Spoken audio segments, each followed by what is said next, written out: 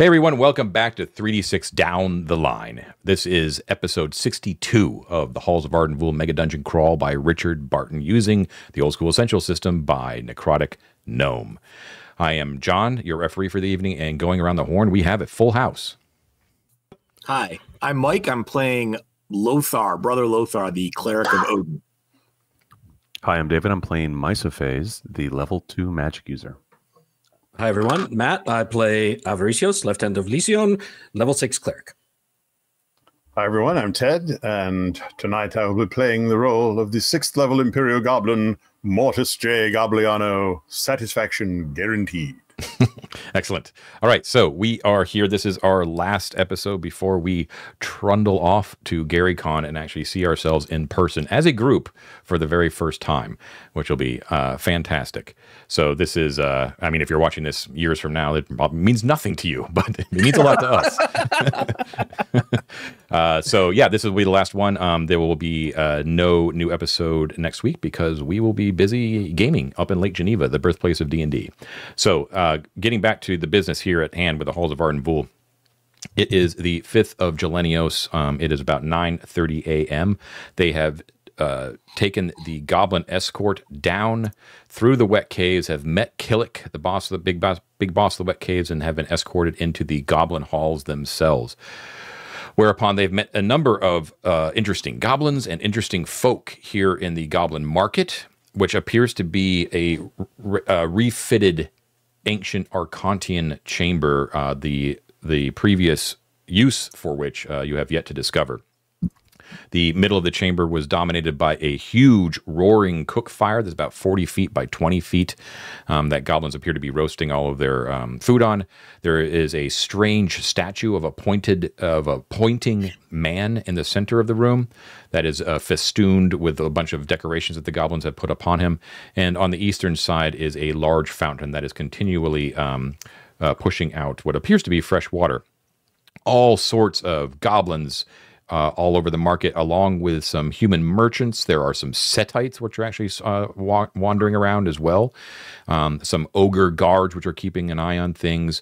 And they have also met the one and only Kerbog Khan, was where we left them, or at least an automaton belonging to Kerbog Khan, whose voice is being projected through this strange Archontian statue head, which is upon what you have learned, a Rudishvan plasteel body, which appears to be the name of the alien species, which the remnants of which you have discovered in a couple of places in Arden Vul. He has told you that he has the ability to cast very strong magic through his automatons in exchange for any magic items that you may have, or gems, or information about Rudishva technology, Rudishva pieces, or unknown parts of the halls, basically in exchange of information or treasure, and he will provide services for you.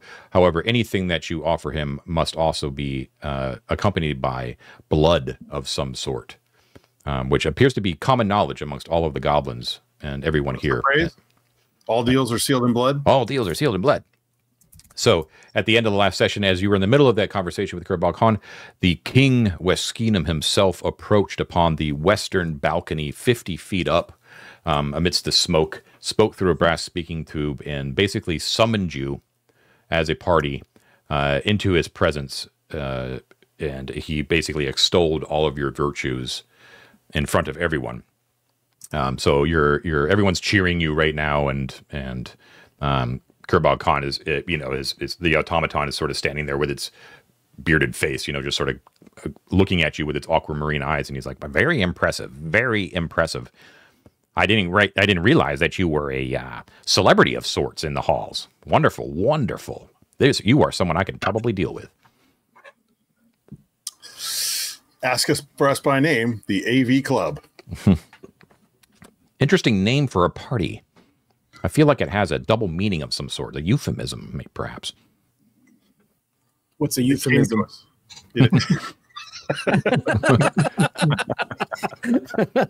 You have to pay in blood if you want to know the answer. Yeah, there's a cream for that, Mike. Don't worry. A couple things to remind you and the audience. There is the rest scheme, the bailiff, which you met upon the top of the ladder that leading out of here, was carrying a platinum rod, which he seemed to think was like an item of mark of some sort, right? But it you immediately pegged it for the twin of the golden rod that you have, except made out of platinum. And the other thing to remember is that numerous people have told you that if you wish to leave your valuables in a secure spot, you need to go talk to one Master Life Cream down in the in the southeast of the halls, apparently. I wanted to. Now I'm creeped out. Yeah, I think though, aren't we kind of like in media res? The king was like, "I would like to see them now," right? Wasn't he kind of like? Yeah, but I mean, he basically said like post haste, like no one lay a finger on them. I will be awaiting them in my chambers. Okay. Well, all the valuables we really have with us are intended for the king anyway, right? For the most part, yeah. So they we might are. as well just go.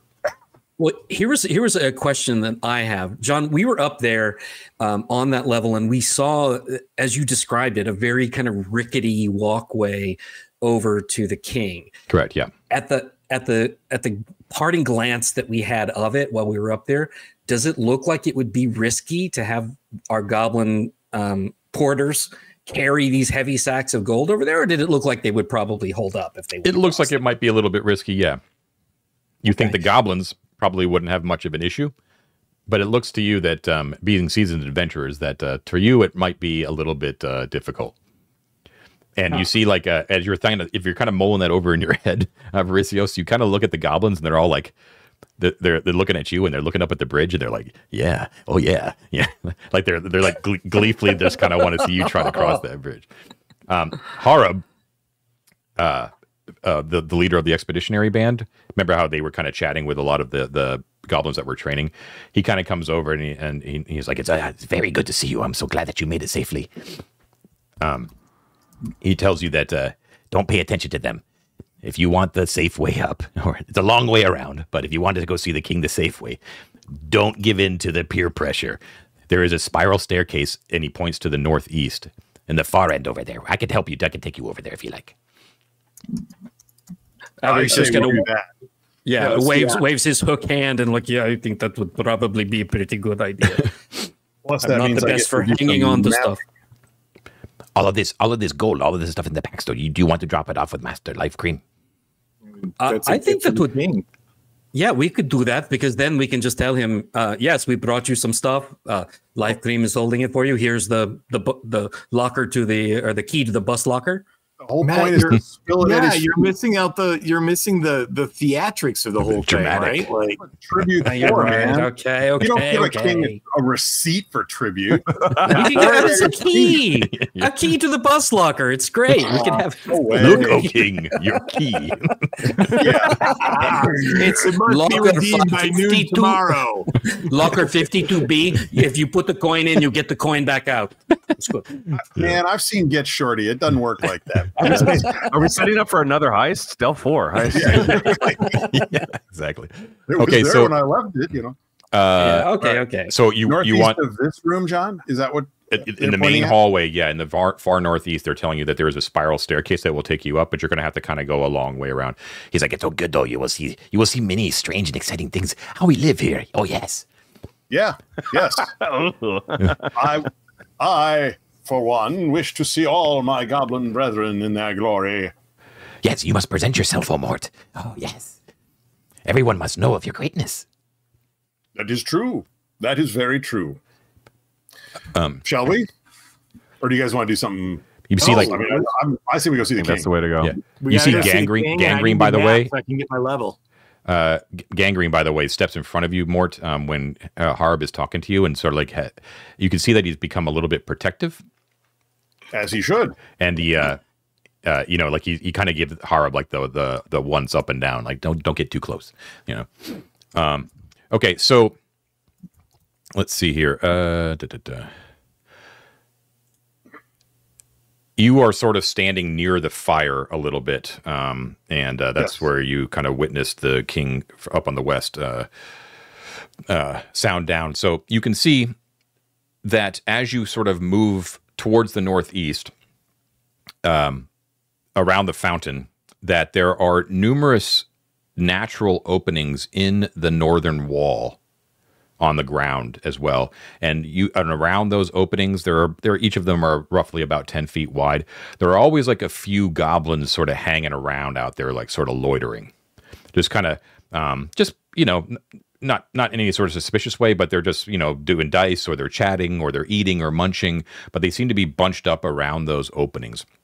Harub tells you that they're, as he points to 3 of them, basically roughly equidistantly spaced around on the northern wall, that those are the entrance to the separate goblin clans that are part of the United Tribes. Each kind of has like a little quarry that kind of goes off. There are more in the south as well. He also points up that as you are rounding the fountain and heading into the northeastern part of the market, that there is another ladder, and he points up and he goes, "There's another clan up there," and that's actually like partway up the wall, up a ladder in a cave as well. There is one on the ground though that he shies away from, and he said that is the home of the Black Snot tribe. Yes, the Black Snot clan. They must have some really serious sinus infections. They are very how shall we say, unhappy with their lot here. Whispers are that they plot against the king. Why would they do such a thing to such a great liege as as we just saw up on the cliffside? Indeed, that is the question, of course. There is some rumors going around that because the king does not have the great goblin scepter, that he has no right to claim the throne. What does the great goblin scepter look like? No one knows. It's just known that he does not carry it. And I suppose that carries weight with some lesser goblins. Pay it no mind, though. Our king is great, as you said.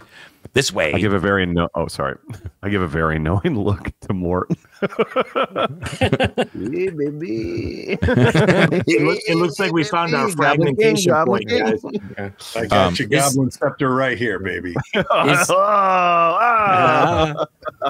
Is there a Avarice just kind of looking around? Is there a secret to telling which tribe a goblin might belong to? Do they wear a signia or something?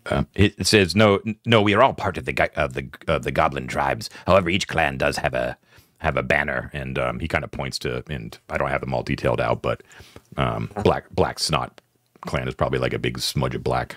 Not a bad. And do they wear anything on their persons to do this, or they just know who they are? No. They're more like just sort of extended families. So it's just like more loyalty to family than really anything else. But they do actually, Harbor sort of explains this to you. They consider themselves part of the goblin tribe first, like the overall nation of goblins first, and then their clan second. So it's usually reversed in most societies, right? But these guys do actually have a general sense of pride. That's why the Black Snot clan is so their views are almost viewed as heresy, right? That sort of thing. That's why they kind of keep it to themselves. That's why it's just a rumor, according to her. Almost kind of clan over tribe? I got you. I should say tribe is the overall, the United Goblin Tribes. And then like the clans are the United Goblin Tribe, and then there's like the clan that's within that. Do any of them have like a sort of a West Virginian accent? Do we have kind of like a Hatfield McCoy situation going on there? Dear friends, do all of the families get together or get along? Are there any? Oh yes, as you can see, the Expeditionary Force. Larakim is not of my clan, and he points to like some of the army members that we hire them from everywhere. Cool. Not John, hire, but does it matter where I put these cave entries? So there's 3 on this part of the north wall and a ladder too. Yeah, it's this is definitely a lot like dungeon exploration sort of. So yeah, they're just sort of, there are 4 clan entrances relatively equidistant from each other along the northern wall. Except the furthest eastern one is a ladder that goes up 15 feet, and there's a hole in the wall up there. Like right there kind of thing? Yeah, roughly around there, yeah. And then I could just sort of have like a Yeah. openings. Yeah, there's one that's like directly across from the main statue, and then there's one that's sort of west of the fire pit. Speaking of that, it's the whole wall, The not whole all wall, right. the whole wall. Yeah. Ooh, okay. Gotcha. John, speaking of that statue, you said that he was pointing. Is he pointing at anything, or what direction is he pointing at? He's pointing not anything in particular. Let me find it here. Yeah, let's see. Where is he pointing? Ted getting 3D on that map. Ooh. Very glad Ted got us antique so he can do some of his pretty lovely badass, illustration. Yeah, he's dressed. Okay, so he is he's gesturing to his right, so that is actually to the east. And it's a plinth. The plinth he's on is a pink marble, about 3 foot tall, and the man is life size, so he's 6 foot tall, dressed in chainmail and a velvet cowl. That's how he's carved, right? Not actual chainmail or velvet. And he's gesturing to his right with a 3 foot baton. Oh, okay. Yeah, but the goblins have actually draped him with like goblin clothes and have put like flowers on him and things like that. Yeah. So, so as you pass by there and he's explaining all this sort of stuff, you can see that you hit the eastern wall. Basically, in the middle of the eastern wall, there is a wide 10-foot wide passageway that continues east. And I think I made a mistake when David asked about like signs of traffic kind of moving through here. There's not signs of wagon traffic, which is what I think you would ask specifically, but there is definitely traffic. Like you can see that most of the traffic is heading in and out of that eastern exit. 10 foot wide? 10 foot wide, yeah. It's pretty clearly lit, but you're not heading in that direction, so like you can't quite get a beat on what exactly is going on in there. But most of the traffic of goblins and people are kind of moving in and out of there. Now, most of them, and indeed, are either going right toward the fountain, or they're heading directly south. In the southeast, there is this sort of sprawling marketplace. They're not really sprawling; it's actually pretty tiny compared to what's in Gosterwick, for instance, but.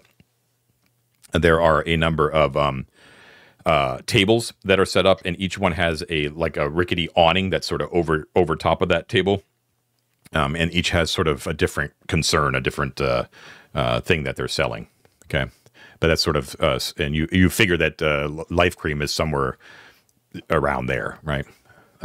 John, does one of them have a big sign that says like "Magic Maces are us"? Unfortunately, not. Dang it. You had your chance, buddy. You let it walk down a dungeon path. I bet you the Goblin King could bless it, though. You never know. He has all right, guys, I'm gonna go tuck that kid in. I'll be right back in a couple of minutes. Okay, sounds good. Also, in between that eastern egress and the market in the southeast, there is a portcullis in the eastern wall where you could hear definite bestial growlings and snarlings coming from beyond that portcullis in the eastern wall. Eastern wall, south of the traffic? South of the traffic, that's correct, yeah. Sort of between the market. Sorry. Go ahead. I don't want to rewind too much, but I don't want to interrupt you earlier. Just one... Right there, John? Yeah. One aspect of why I was asking about wagon traffic was differentiating. This may not be important in the end, but I don't know, the analogy might be like, there's one thing when you look like an old fortress and like the guards walking their posts have worn all of like the stairs, the stones. In other words, like regular traffic is worn. There's a difference between that and like commerce, right? Like so much traffic that it indicates like people that aren't of even this area moving back and forth. Does that make sense? It'd be I don't know if you can reveal that. Difficult to tell. Okay, good. Yeah. That's kind of wanted to get there's just a lot of foot traffic between the east coming into the market. Right, what you're gathering is that most of the trade is coming from that eastern exit rather than down the ladder that you came down. Okay. Which is still answers my question. So that's good to confirm. Thank you. Yeah. Riffing off of David's question though, John, how many guards, how many obviously like goblins on guard do we see? So there's no goblins on guard, actually. Ogres. There are ogres, that appear to be actually kind of keeping the peace. And they are, as far as you can tell, you saw two large ones directly in the southern wall that are sort of keeping an eye on things. Right. And those, I should say too, that one of them actually kind of steps out and starts to make like a round, sort of kind of walking around, like towering over everyone. You know, he doesn't do the typical brutish ogre thing where he's knocking over people or, you know, he's not being a brute. He's just sort of making his presence known, and he really does because he towers over everything else, you know. And we would never have seen a real live ogre, right? Like this is something that's like deep in the dungeon stuff. Yeah, I guess. I mean, ogres, you know, just being citizens of the Empire, you would have heard of them. Like, you know what they look like, but this would be the first time you've ever seen one. Yeah. Okay. Yeah. They are not, I should be clear, not citizens of the Empire in any way, shape, or form. Right, they are monsters, right? Same goes for these particular goblins, by the way. Just because they are goblins does not mean they are Imperial goblins. I think we've made that pretty clear throughout the days, but yeah, it's clear to Mortis. Yes. Okay, so you end up being shuttled down a passageway that goes directly from the northeast corner directly toward the east for about 40 feet before it turns to the north, and after about 20 feet to the north, there is a spiral staircase in front of you. Let me just check something real quick. Check one particular strange-looking room. Yeah. Okay. Basically, right there, my John. doorbell just rang, so I'm gonna go check real quick. Sorry, I'll be right back. Okay. So there is turning to the north, after about 20 feet, there is a square chamber within directly of the center of there is a spiral staircase that only goes up. The passageway continues towards the west, actually, and you can hear some goblin voices coming from back towards the west. But they tell you to go up the stairs, and Hara basically leaves you at this point. But he leaves you in the hands of those people, of the goblins that are carrying your goods, so they should be able to guide you as well if you want. Cool. Up you go. Did I draw that corridor at all correctly? Yeah, pretty much. Yep. Okay, fine. Okay, so up you go. Yeah. Yes. Okay. I agree. Let's do it. All right. So let me just mark off some time here. Probably go. Let's see. One turn to talking to Harub, and then we'll say another turn going up to the staircase, and then up you go. So the staircase goes all the way back up to the second level of 50 feet. It's a stone staircase. It's obviously made by Arcontians, just repurposed by the goblins. And you pop back out onto the upper level. So, Ted, you're going to want to shift your map back up to the top there. Yep. So we're probably going to come in that eastern hallway that we didn't see. Oh, just a quick question, John. I'm assuming there's no light in this hallway, so Av would be using his holy symbol with the continual light on it. Is that correct? That is correct. Yeah, here that's true. Yeah. Okay. Yeah. So up at the top, Hara, before he says good luck with the king, he tells you that Lara Keem is actually near the top of the steps, probably conversing with the other witch doctors of the tribe in their chambers.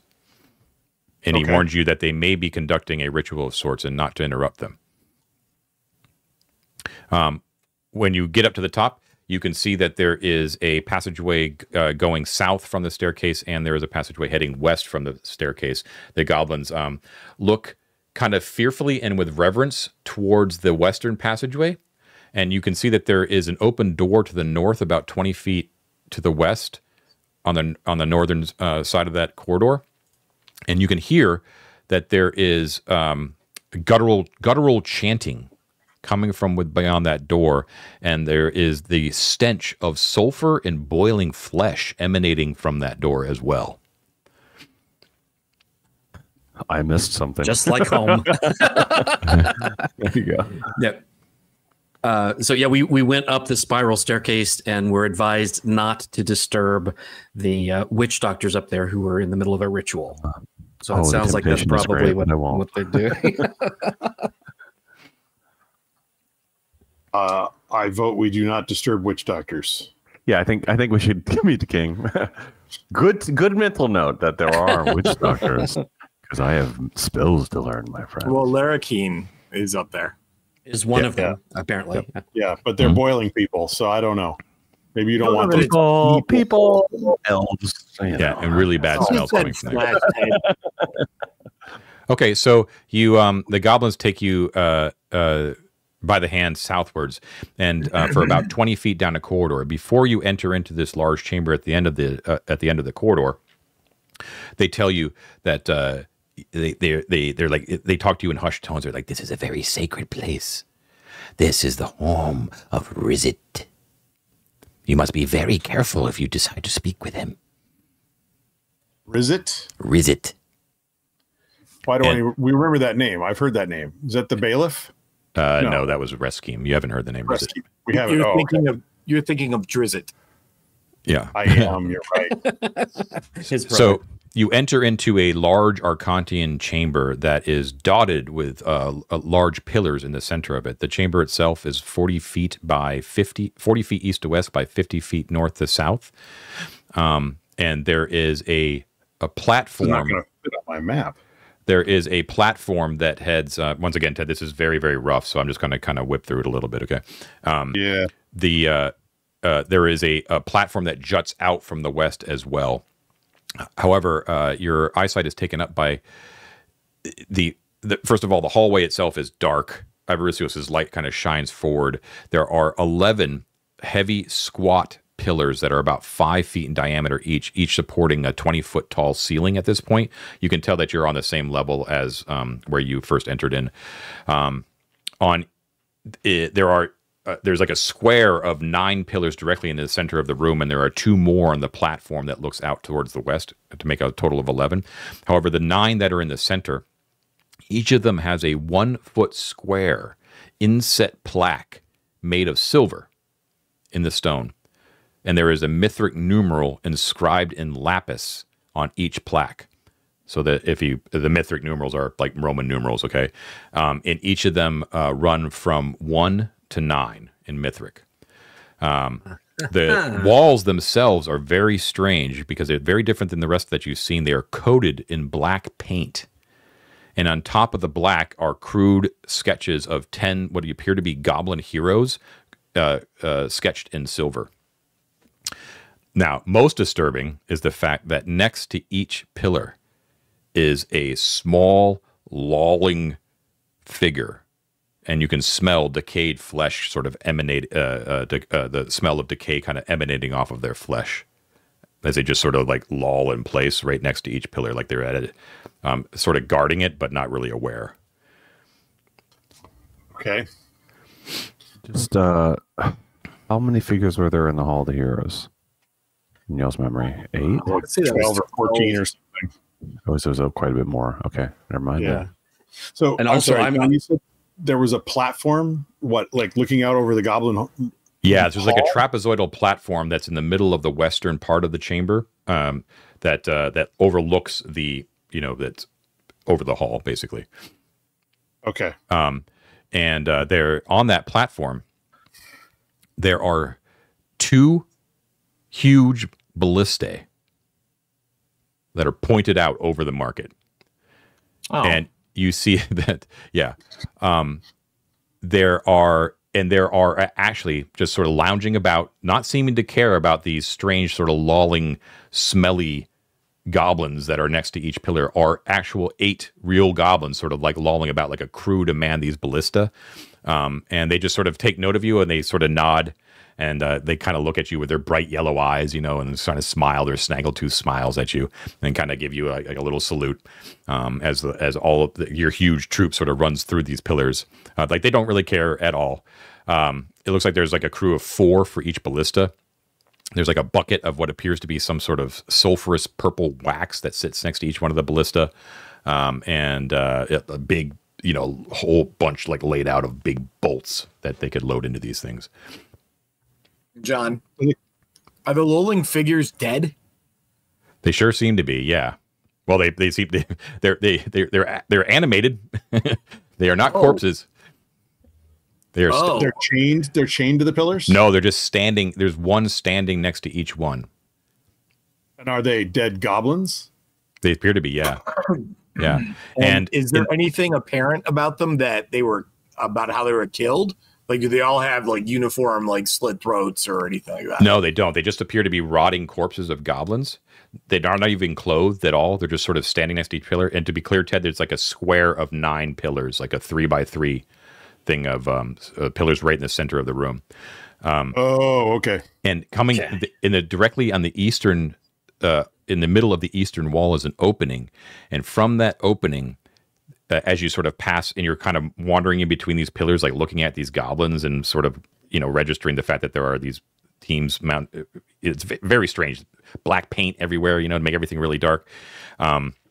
There is a overwhelming odor of sulfur that comes emanating out of that eastern passageway to the east, obviously.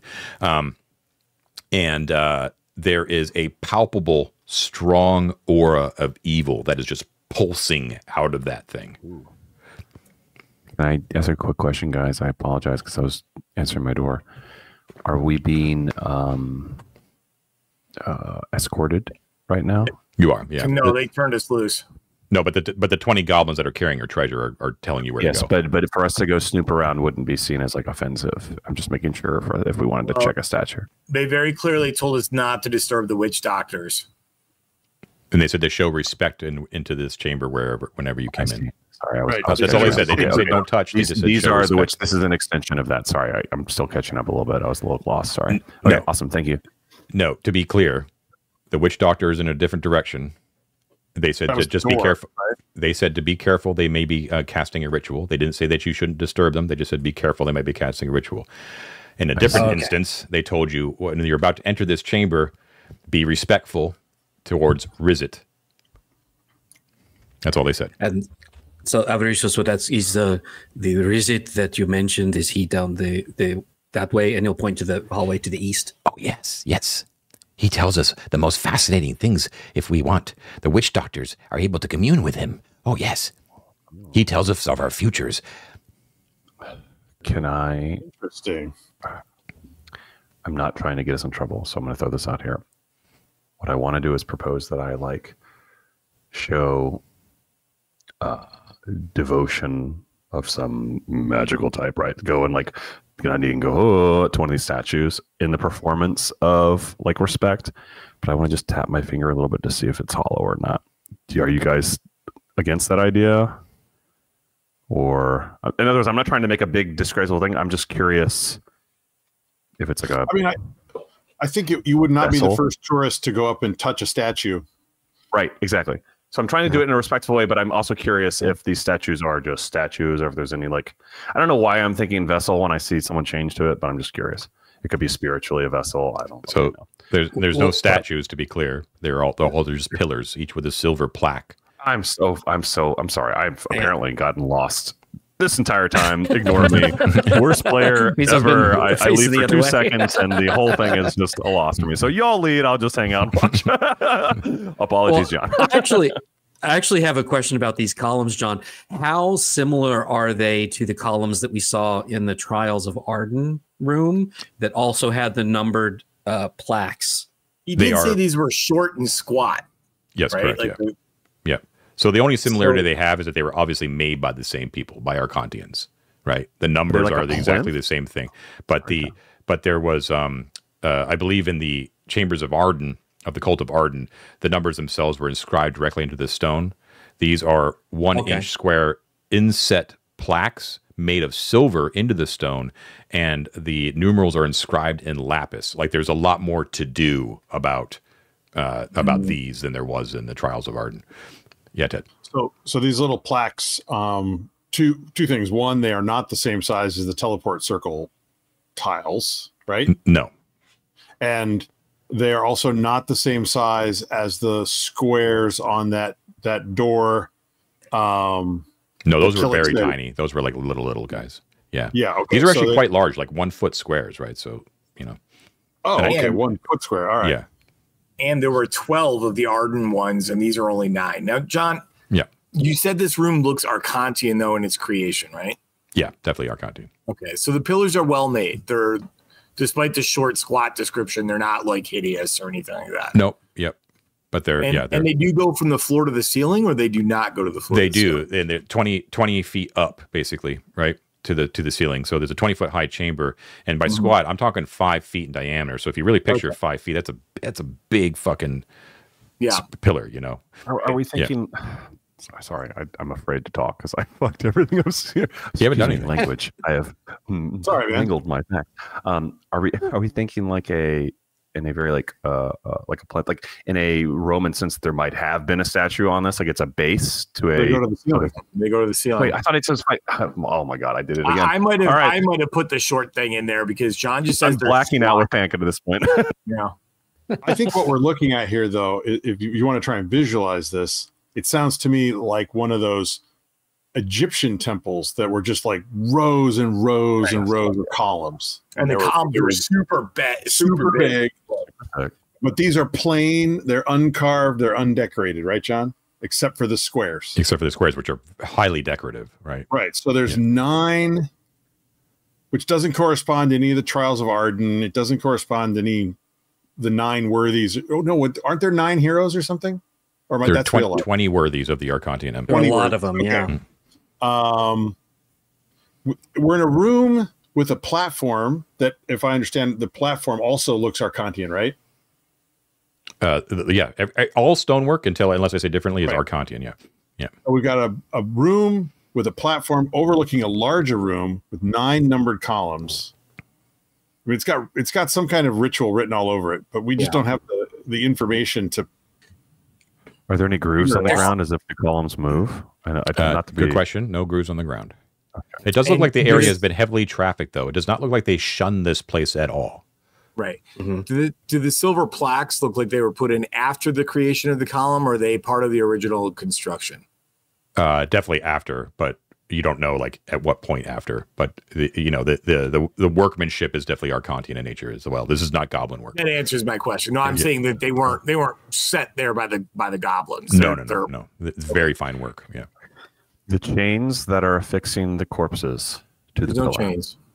Oh, God. That was you said they were chained. Wait, no, I did not say they were on this one. I did not say they were chained. No, they are standing next to each pillar. They are undead, naked. I appreciate you. Goblins next to each pillar. All right, I got an idea here. Maybe wait, Ted. I just want to ask John. What about the unicorn, John? Was the unicorn in the area with the platform, or is it changed? No, he flew off with the luck dragon. Why don't we rewind and I'll just enter you into this chamber one more time? And we'll start over. Can you tell we find this interesting? I want to go out. I want to, when we were walking through and the goblins on the platform salute, I want to salute back and go out and see them, shake some hands, pat them on the back, and get a look over the platform. I'm assuming I'm looking down into the goblin market, and I'm guessing that this platform is probably directly over the eastern corridor with all that we said was like where all the traffic was. Yes, so that is true. So when you go out there, Ted, first of all, they shake your hand. They kind of get up off the ground. They don't show you. They don't bow to you or anything like that. But they make it known that they know who you are, and they're like, oh, like they're kind of impressed, I intend to be impressed with their ballistas and with their preparations and their readiness. And okay, now they like that a lot because they are very bored where they are. And they do not see a lot of action, so they are very happy that you're like into that machinery, and they're showing you like, you winch it back like this, and you pick it up and load it here. And he said, look, the substance here, you could dip it in. Oh, yes. And is it? Let me guess. Wait, let me guess. Is it fire that you shoot upon your foes? Oh no! It makes you go like, what does it do? What does it do? And he points to his friend, and this friend goes, and he, yeah. Very nice. You go rigid, you can't move at all, just twitching on the ground. How many bolts are there for each ballista? I'm sorry, I didn't hear that, Mike. How many bolts for each ballista? How many bolts for each ballista? Mike's just trying to calculate how many mercenaries he needs to bring. Yeah. They have there are 10 bolts for each ballista, so there are 20 bolts total. All right. A lot of mercenaries. Now tell me, gentlemen. Surely, if you are struck by a ballista bolt of this size and magnitude, being paralyzed makes no difference. This is true, but there are so many strange denizens that may storm into the halls at any moment, and we are the last line of defense. Well, of course. His buddy like nudges him, and he points towards the south, and he's like, "Well, of course, except for the other stations around the halls as well." Ooh. Oh no, I can tell your position here over that corridor down there. Obviously, you have the primary spot. That's exactly right, Mortis. Yes, we had a primary defense, and as you can see, we guard the bridge. And he points out at the tip of the platform, going generally southwest, more west than south, is another rickety bridge that actually connects to that broken piece of bridge that goes north and south. So, gotcha. Extending from the platform is more bridge? Yeah, there's like a whole separate bridge that actually, and it's wooden, made by goblins, very rickety, looks dangerous, and but it connects to this solid piece of stone on the southern end of that broken span. Your whole thing, Ted, just needs to be sort of like everything new that you've drawn just needs to be shifted down. I see that a couple squares, but yeah, so not that solid piece. Yeah. So it connects up right around there. Yep, here? Exactly. Okay. Matt? So yeah, while Mort is pressing palms, I'm curious. Av would wander closer to the wall, look at the black. His theory is that the goblins painted over something that was there before with black, so they could put their own iconography up there. Yes. And he's going to look specifically to see if he can see any like unpainted pieces or anything to kind of verify that thought. Good thing to do. Yeah. It doesn't. No. The answer is no. It is solid black, and you are correct in assuming that it was goblin work in order to. For them to be able to depict clearly their own heroes. It doesn't seem like they applied the black over anything else. No. Or I can't tell. It's just the walls. Just the walls. Okay. Yeah. And and what are the goblin heroes doing? Do they have like names on them, or are they just like graphic depictions of the just goblins? graphic depictions? Yeah. They make no rhyme or reason to you at all. Ted as well. You're not really sure. They're extremely crude, right? Ted, you don't. I suppose Mort would probably know, and I don't have the names in front of me. But when you kind of grasp that they're likely goblin heroes, names spring to mind to you out of the distant past, and they're sadly enough, most of the goblin heroes are usually labeled that because of the way that they served their Arcantian masters back in the day. Right. Do you know what I mean? Like Squizzler the Choker, who would go around murdering babies and stuff because not so much of the nasty deeds they did. It was sort of like they were exalted because of how well they served. You know what I mean? Shoeshine Larry, that sort of thing. Yeah. So rather disturbing stuff, but that's what it brings to mind. But this is all very crude depictions of it, like a debased form of that kind of stuff. This isn't helping my isn't helping my case for Alexia over the goblins. Is all I'll say. I'm joking, of course. Alexia's great. So what do you do? So is there a corridor to the south out of this room? Then is that the? Yeah, I'm sorry. Yes, there is a passageway that leads to the south. Yeah. Come on, guys. I think we should take it. All right, so you're not messing around with the pillars or going to the east or anything like that?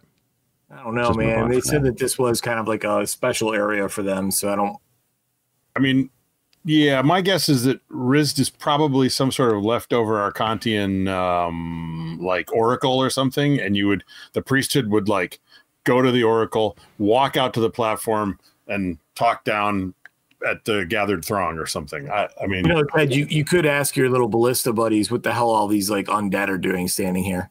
That's a good idea. I should probably do that. Yeah. So standing there, looking very impressed with everything, and just sort of nonchalantly, by the way, there's a lot of dead goblins behind us. Is there anything I should be worried about? Oh, them?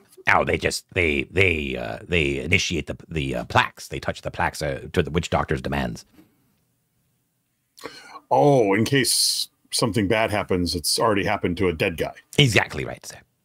Ah, is this a job for life then? They laugh. That is a good one.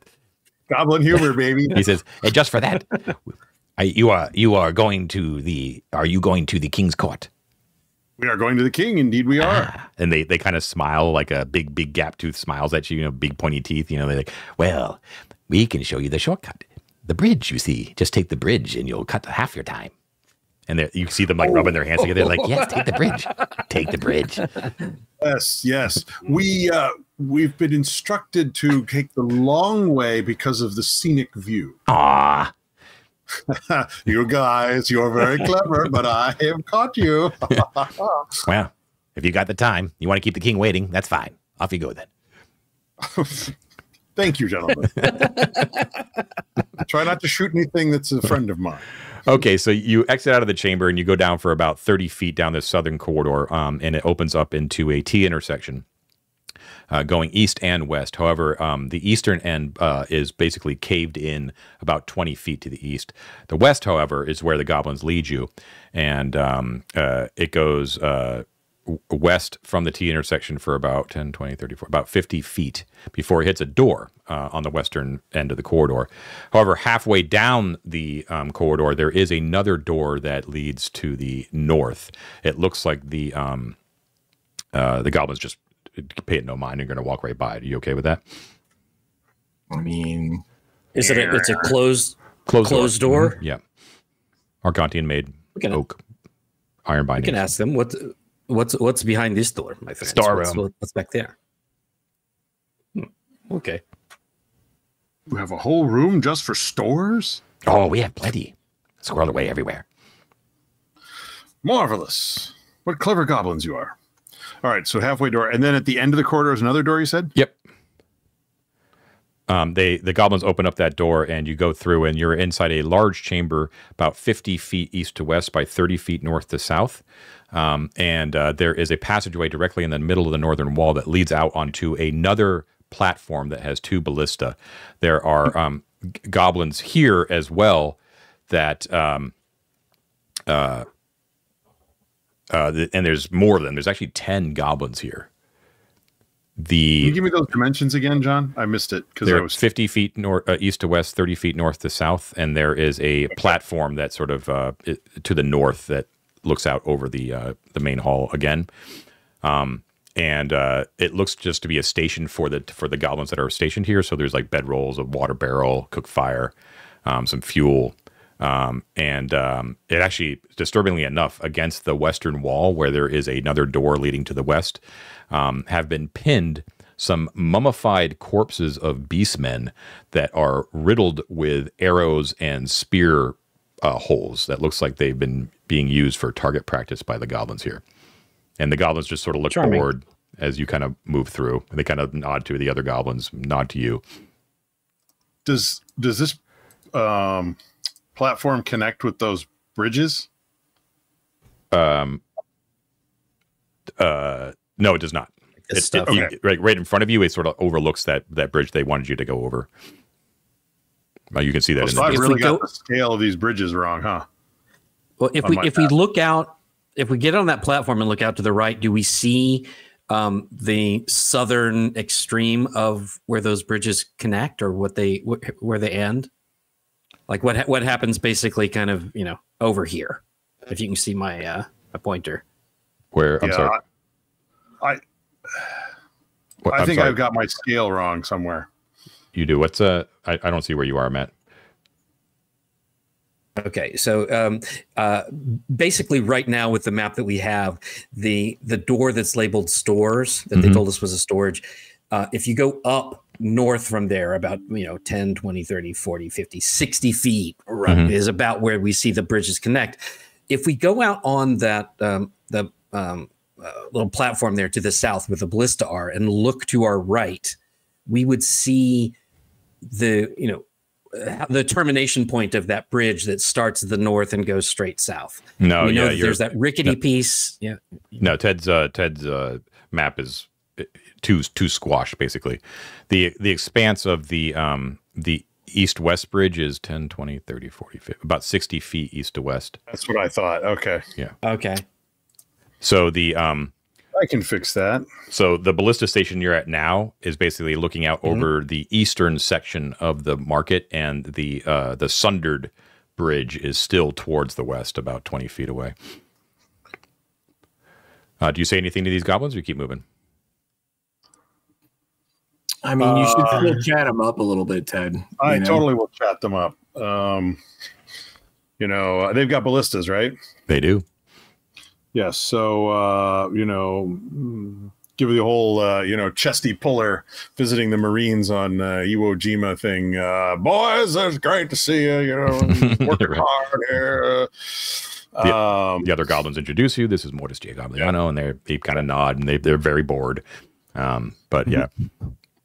Okay, but they recognize you, and they, from what you can gather, like if something actually happened right now to warrant the use of the ballista, none of these goblins would be on it real fast. It would take them a while. Yeah, for sure.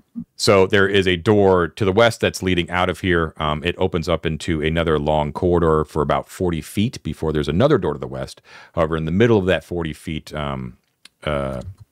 there is a passageway leading north, and that passageway is the bridge that connects the broken bridge that goes all the way back to Rescue. So it's even farther. Oh, I've really got this wrong then. I added 60 feet, and I got to add like 60 more feet. As I said, Ted, I think like the way that you need to map this is very much less of like an accurate dungeon crawl sort of thing, and much more of like a just you could even draw circles and lines. You know what I mean? That sort of thing. You know? Yeah. Because once again, like I'm sort of trying to get you through here. So you go through the western door, and there is yet another large chamber identical to the one that you just left, with an identical platform, with two more ballistae. And there are another 10 goblins here. No beastman corpses for target practices, but for some reason, there's actually a trampoline in this room. I love the goblins. Are all of these goblins like arms and slings and broken legs and stuff? Yeah, exactly. Is there anything on the ceiling? Is there any vertical objects of note that would relate to this trampoline? No, it literally looks like they've just got it. First of all, it doesn't look like it's of goblin make. It doesn't look like it really belongs in the chamber. It looks like loot that they thought looked awesome, and they brought in here, and it's literally a toy. Like they just like to bounce on the trampoline. Have any of you used this wondrous device before? Oh yes, you must try it. Be careful, you might break your neck. Oh, would any of you show me first that I might follow? Of course. And they look around. They look around a little bit embarrassed, and like one climbs up and starts to bounce up and down on the trampoline. You can see. I'll join him for a second. Like, yeah, all right, I get it. I get it. Your robes like floating over your. Yeah. Don't ask what's under the robe, but it's floating. You got like those suspender socks on. There you go. Perfect. All right, so you I assume Mort probably talks to them a little bit, says hello. Yep. Now, there is not a door that leads out of here. There is a passageway that's just open that goes on for another 50 feet before it turns a corner to the north. There is a door at that corner where it turns directly to the south that is closed. Let's see. Yeah. You can see that there is light emanating from underneath it. And as you get to that point, the goblins that are escorting you kind of give that door a wary look. And they move just a little bit slower, and their eyes are just sort of shifting at it as they kind of move past. They don't mention anything to you, but they just sort of walk by it as they kind of round that corner towards the north. And you can, as you round the corner, you can hear noise and chatter of many voices coming from the north. I want to, as we're coming around that corner and I'm right behind one of the goblins and he's looking shiftily, I want to quietly just come up behind him and poke him and watch him jump out of his skin and then ask him what's behind the door. Oh, Or I'll whisper it. I'll whisper it. that is one of the king's very special guests. Like She resides in those chambers beyond. a lady guest? Indeed, yes. Tall, armored. It's very scary. Oh, I see. Political guest. Yes, indeed. A guest of the king. This is the only chambers where guests can stay. Did she come with a retinue? She came with another woman, tall, angry, always angry. There was a word they used for her. Started with a V. What was the name? A V. Valet. I think it was valet. Oh, valet. Was this woman wearing any armor? Does she wear armor like mine? Does Oh, she wear yes, other yes. kinds of armor? Very much like yours, except much more exotic. Oh. Avaricio starts thinking, maybe it might be time to switch out of this armor later. She's wearing an armor of the Azure Shield. We do not speak to her. The king does not allow us to speak to her. She looks at us kindly, but always as if she's very, very sad, as if she wishes to cry. It is very strange, very off-putting. How long has she been here? I'm sorry. Long, many months now. Interesting. Do you ever hear her speaking to her patron, perhaps a god, someone she may worship? No, she has the ear of the king often. And whoever has the ear of the king, we pay them respect. Shh. Good policy. Good policy. All right. All right. Well, let's go get the ear of the king then, shall we? Okay, so you continue heading north for about 40 feet, and before it exits out onto a very large chamber where there is a lot of stuff going on. The chamber itself is 40 feet east to west, 50 feet north to south. There are two doors, not double doors, but close together, directly in the middle of the western wall. Pretty grand doors. And on the eastern side is a overlook platform with two braziers. And next to those braziers are large brass speaking horns. So you should kind of know. That's the platform we saw the king on, right? That's correct, yeah. As you walk in, it's sort of, as you walk into this chamber, it's sort of like walking into a Western saloon with the doors, you know? Like everyone who's in the chamber who is standing up right now stops and stares at you. There are, similar to the Goblin Market, except much more packed together and of a sort of higher degree of culture. Most of the inhabitants of this chamber are. You now know that you are likely in Weskinham's court itself, this room. There are what looks to be a cadre of Setites. 4 of them are red armored guardsmen that are guarding what appears to be a Set deacon. The deacon is wearing what looks to be a lovely flanged mace and is wearing a bright red amulet around his neck, and has at his side a waz stick. Do you know what the waz stick is? Right. I think we actually over here on the map, you zoom all the way out and go up to the. Oh no, do I have it? No, I don't. It's a stick that has the head of the Set animal, basically, and sort of a curved end. Yeah, we talked about it. I remember. Yeah, a long time ago. Yeah. I'm going back down to the map. Sorry. Okay. So, anyways, they turn around and look at you. They are different people than the Setites that were down in the market, just to be clear. Oh, okay. There are a number of goblins, about 10 or so. They appear to be not warriors. They're just sort of like look to be seeking the king's attention for some reason. There are, however, 6 heavily armored goblins that look to be at rigid attention, like the most professional looking goblins that you've seen so far, are lined up on the western wall, like on either side, like 3 on one side of the door and on one side of one door, and 3 on the side of the other door on the north towards the northern side, all lined up on the western wall. There are 2 hulking, huge creatures, about 7-8 feet tall, bald, hairless, with brows like shelf-like brows, almost Neanderthal-like, but they are wearing long silken robes, and they have massive 2-handed swords that are strapped to their backs, but look small, relatively small on them, but they're huge, like flanged swords. Not flanged. Ted, what's the wavy?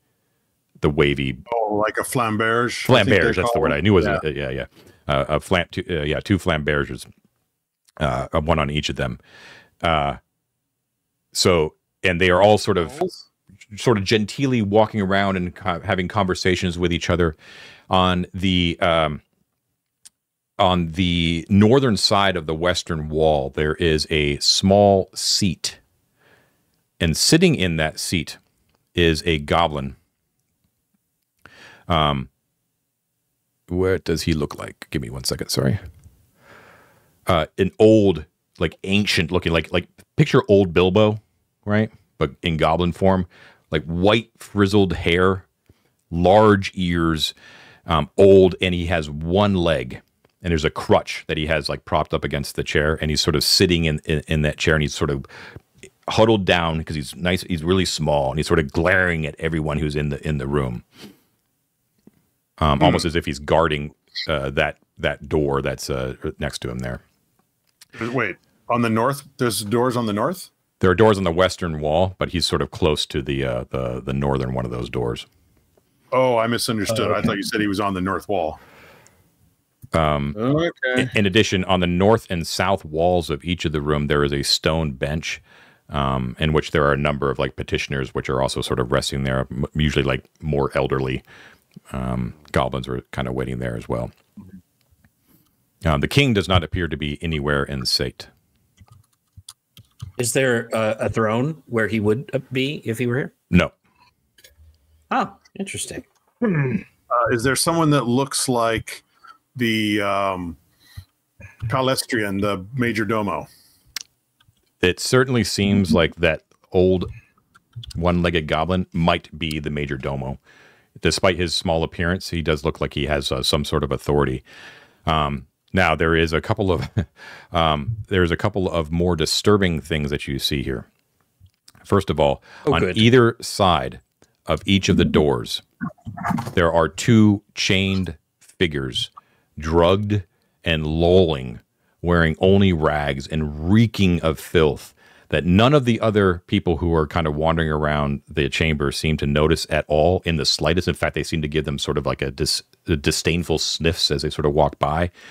They look like pitiful creatures, and they are very, very small, about the size of Palestrium. And you see that they look similar, although they have different color hair.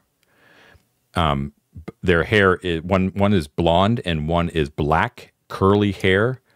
On the black-haired forehead, there is, unfortunately, has been incised deeply into its forehead, crudely, is a P. And on the other one, on the blonde one, there is an F on that one's forehead. That other guy who was missing, the other halfling that was missing.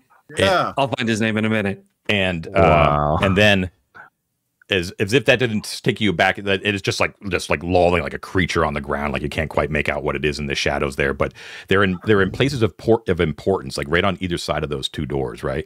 And dominating the room, smaller than these huge giants, but dominating in presence, is a familiar-looking figure. Although distinctly feminine, you cannot mistake the black, gold-chased, gothic armor that she is bedecked in as anything but a sun-scarred knight.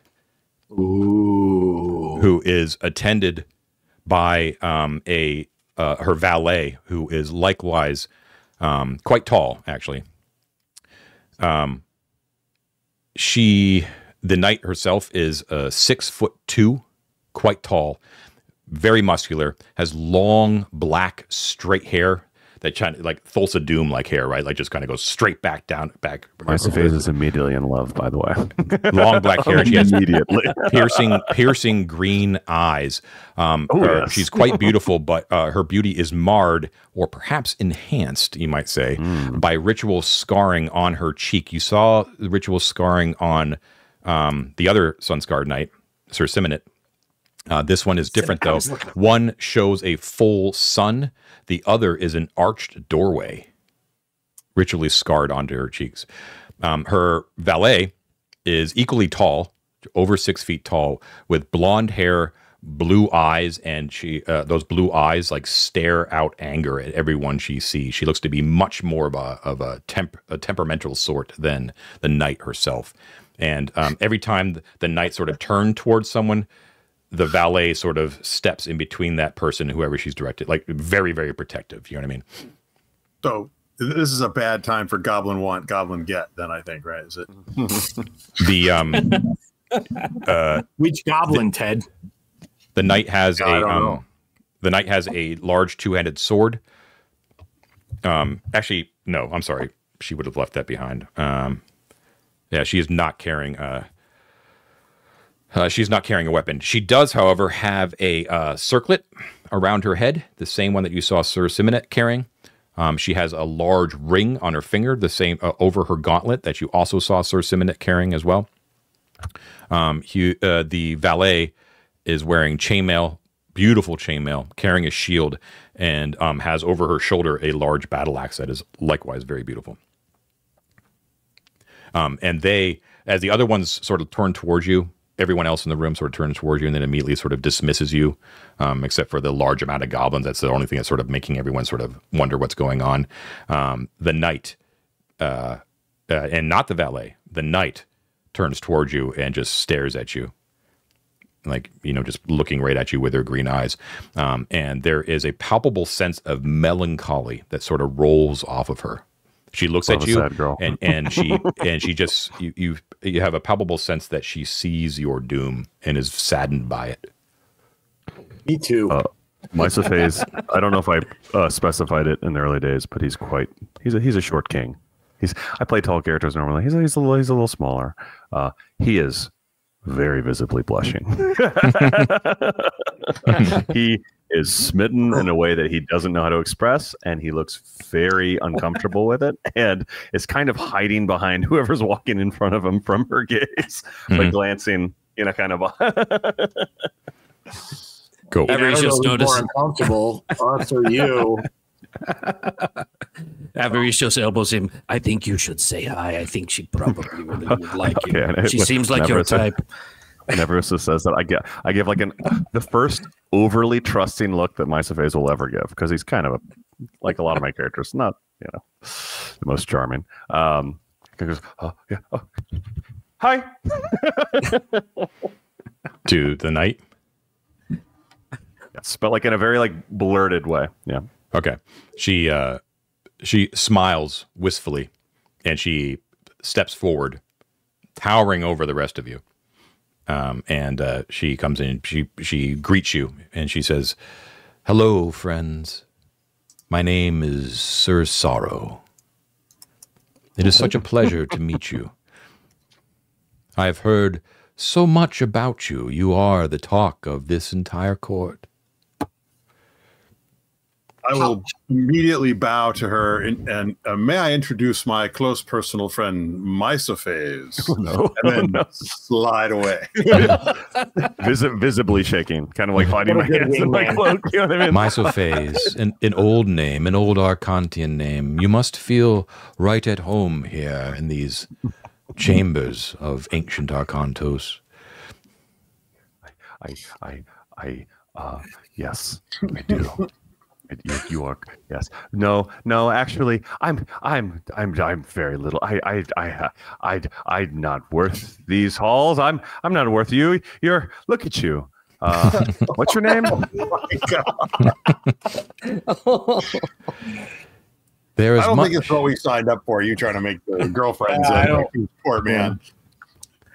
There is much we should speak about, But at another time, perhaps, you have a king to address, and I do so greatly desire that you speak to him. When you can, please visit me in my chambers. To the south, the door, you'll see it at the corner, and she directs to the south. And her valet steps up, she goes, "Sir, you can't, not in your private chambers." And she has a thick Whiskin accent, like very, very thick. So I guess it would kind of be Southern, actually. And Sir Sorrow's like, "Huguette, I will do as I like. Thank you very much." Yeah, my face is last thing before Mike goes. Sorry, my face kind of has a like a squelched. Didn't mean to have it like peep out, kind of like a squeal, but like just like really just like holding it in, and then kind of like yes, and like runs off basically, and that's that. So come on. Okay. How long ago was it that we saw Sir Simon? It was just like 2 days, right? Something like that. Yeah. Day and a half. Yeah. He was in bad shape. Should we not report his presence to Lady Sorrow? I think that's a good. I was thinking the same thing. And y'all and Mort were down there, right? Yeah, together. Yeah. She wants to talk to you in her chambers, but she. Yeah, I think that's announcing Sir Simon in front of the whole court doesn't seem like a good idea to me. No, but I think it's worth, because the guy could be in trouble. Like, there is a sense of urgency. I would just say something quick and just say, we ran across one of your colleagues, Sir Simonet. He was in a bad way and may require assistance. Ah, Sir Simonet. I wouldn't worry about him. He has his ways. Okay, cool. I'm sorry. I forgot. I will be. And she. No, I'm just kidding. It's nothing. Yeah. So I think I should go try and talk to Palestrian. Yes. Guys, can I go talk to questions too? Maybe it's break time. Around that break time, yes, probably true. Probably should do a break. We will be right back. Okay, we are back. Bladders empty, beers full. So, so the Sir Sorrow and Huguette sort of walk off to the south, and also should be noted that there is a passageway that continues on past this court towards the north as well. So there is an egress out of there. But the old major domo Palestrian sort of ratchets up and kind of huffs himself up on his crutch, and he sort of bangs it on the ground a couple of times. Dish, dish, dish. Who approaches the great king of the united goblin tribes? Shall I? I got this. Please do. All right. So Mort will, adjust his toga and his armor, screw his helmet down on his head a little tighter, and step forward to the center of the room. One hand on his hip, the other out, in classic Roman senatorial form, and say, "It is I, Mortis J. Gabliano, and my assembled company of stout comrades, who have been but recently summoned by the king for the audience. At your service," and bow low. Okay, so he kind of glares at you, from across the hallway, and everyone else goes like really quiet as you kind of announce yourself. And he's like, "Right then, in with you." And he takes his crutch and he pokes it up and he like pokes it into the door to the right next to him, and the door sort of opens up wide. Ah, yes. Come on then. Right there. Very good. And I'll gather all of the little goblins we brought with us and sort of shuffle them through the door as well. Us as well? Yes. Oh, it's very important. Each and every one of you accompanies us. Please come in, come in, come in. I don't like it. It's going to be crowded in there. That's Palestrian. You will like it in a moment, Palestrian. I promise you. You see that he sort of nods to a couple of the rigid guardsmen along the western wall, and two of them like detach and sort of kind of follow your rear as you move in, as the whole cadre kind of moves into the room. Yeah. Hey, Ted, do you want to pull like the hobbits meeting Bjorn and just call in 2 at a time and have them empty their sacks and then leave? That's a great idea. It feels like it's too late for that. Although if we go through the door and it really is a tiny room, then we will. But that's a great backup plan. How does that sound? Okay. Yeah. Okay. How much space have we got in this other room? Quite a lot, actually. So when you move through into the king's chambers, the room itself is in total is 40 feet east to west by 30 feet north to south, and you're coming in from the southeast corner of it. However, that room is bisected right down the middle from north to south. North to south, okay. By a heavy purple curtains that are embroidered with crowns and scepters and grinning goblin faces. Sort of like crudely embroidered. There is a huge eunuch ogre guard that's standing just inside the eastern door. That sort of like its big thick neck is just sort of watching every single goblin, and all of you sort of wander in and sizes you up and decides that each of you can easily be squashed with one fist as you. How do we know he's a eunuch? I don't know. But you can get I mean, ogres don't wear pants. It's obvious. Well, everyone's professor. They just wear belts. They don't wear pants. They've just got a belt. So it shows. Yeah. Yes, David? Should I continue with the description of the room, or are you going to do something? Or what's going on? I was going to do something. Okay. If that's okay. In the spirit of Mort's own like blood symbolism earlier, not using blood, but a little performatively as the mage, I'm going to crush a piece of chalk because I have a bunch in my hand. And as each of the goblins of the depression come through, I'm going to write a sigil of power or import on them. Be like, come, friends, you are meeting the king. Mortis told me this was a big occasion. And I'll just do like a swipe. I don't know. I'll do like an Ash Wednesday or something like that on them as they come through. If they let me. All right. Yeah. Right. They white palm on their face. Like they balk a little bit, but then I could. I mean, I guess I could do the Urukai, but maybe not that literal. But you know, I mean, just something symbolic, right? Yeah. So that they feel confident going in there is the goal. I'm trying to. Sure, they'll take whatever luck they can get. Yeah. Okay. So the room itself bisected by these heavy purple curtains, embroidered roughly. On the north side is there is a bench. A stone bench, and sitting on that bench are two other what look to be important goblins. One is like just as aged as Palestrium, with stringy white hair, who sort of nods with sort of like one blind eye at Palestrium as he comes in. The other one is actually much younger, probably around Mort's age or so, and he looks wiry and strong, and looks very, very keenly at all of you as you walk in. And they are sort of sitting on that bench. And Palestrium sort of takes a seat next to them. So there's like three of those important goblins all sitting there. There is a pair of wall sconces that is where there are torches in, so it illuminates the room slightly. Every makes it pretty much very bright. And let's see. The eastern part of the room is dominated, which is the part that you're walking into, that is dominated by a huge king-sized bed, obviously Arcantian made, and that's like right next to the ogre guard, basically. And sitting on that bed, lolling over it, is the great King Weskinum. He is dressed in loose, bright silks, brightly colored. He has that slightly tattered turban on his head with perched a crown. He himself is quite overweight. He has a shock of black raven hair and huge, large incisors, like fangs that kind of come down over his lips, and a large, lumpy, broken nose that's sort of smashed all over his face. And bright yellow pig-like eyes that kind of stare out at you with very cannily. And he just sort of has like a goblet in his hand, and he's sort of lolling about like Caesar on his bed, as Rome burns around him, Yeah.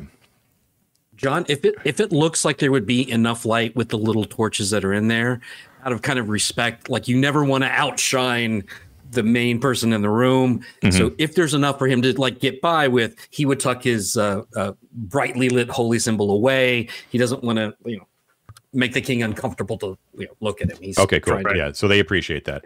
Palestrium, as he takes his seat, he wraps his crutch.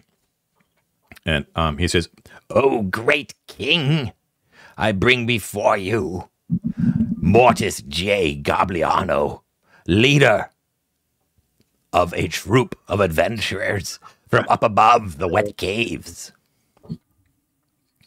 At which point, oh, sorry, John. Nope, I'm done.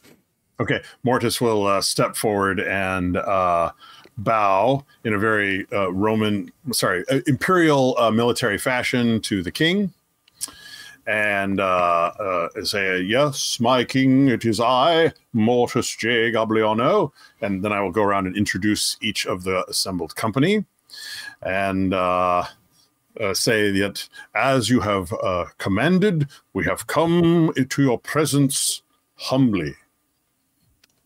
He kind of waves like a bejeweled, clawed hand dismissively, and he says, "Yeah, rise. Everything is fine. Don't worry about it. Okay, all right, enough with the pleasantries. Close the door. Thank you very much, Bill." And Bill the Ogre closes the door. Okay, excellent. Privacy at last. It's kind of crowded in here, I gotta say, but it's really good to finally meet you in the flesh. Likewise, O king. So tell me, why exactly are you bringing all these goblins into my presence? I wanted to talk to the five of you, no one else. And shortly we shall do so. I and my companions have brought here these goblins, for they bear a mighty gift to you, O king. And I snap my fingers, at which point all the goblins will spill the gold onto the floor at his feet. His mouth drops open, big old incisors just gaping, and his eyes go wide. All three of his advisors on the stone bench just clamber up. They try to have to hold themselves back from rushing towards it. Even Bill the Ogre sucks in a whole bunch of air, just and he says, "Whoa, a mighty tribute. This is unexpected, to say the least. This is yours?" "No, my king, this is now yours. A mighty tribute to a mighty king from humble adventurers who seek sanctuary in your lands." And we all bow. And we all bow when he does that.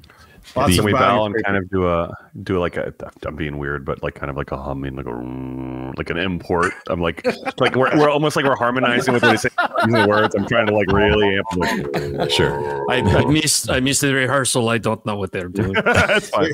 I'll do it then. Passage, a safe place to live and dwell and work throughout your lands and that of Arden Vul. Well, I gotta tell you, I was about to reward you richly for what you've already done for me, and here you are, you're dumping all this gold on me as well. I don't even know what to say. This is remarkable. You are truly some of the most remarkable people I've ever had the pleasure of welcoming into my chambers.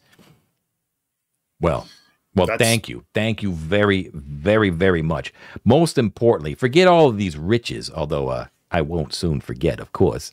Thank you so much for what you've done for the United Goblin Tribes. I presume you speak, of course, of the rescue of your subjects. That was very important, of course, but of course they did not exactly complete their goals. I'd like to talk to you about that, but I'm glad that they're all back safe. Wondrous that as many have survived as did. I sent out 20 and 12 came back. I consider that acceptable losses. But most importantly, you got rid of those fucking halflings. And I can't thank you enough for that. Was that in fact Plumthorn I saw out there? Might be. And you can see through the wall, there is an end of a chain that goes through the wall of the eastern side next to his thing. And he yanks it. And you can hear a whimpering yelp from the other side. Is that you, Plumthorn? I think it might be. I don't think he's got much of a tongue left to actually proclaim his identity, but yeah, you might say that might be Plumthorn in one shape. I think the ghost. Form. Sorry, John. I think the ghosts of all that have been lost in the AV Club somehow go. Oh, when that moment happens, as if the end of Return of the Jedi. There's a glimmer. Somewhere in the Happy Lumpy Grounds, Gord is raising the roof. Sorry, go ahead, Matt. Oh, it's just, and the other little friend is that Fleet Fingers, I think was his name. Oh yeah, he's been here for a long time. First person that Plumthorn wanted to see whenever we dragged him down here. He wanted to be real close to together him. now, I guess. Huh? They sure are. Truly mighty Whiskydom, your reputation precedes you with great accuracy.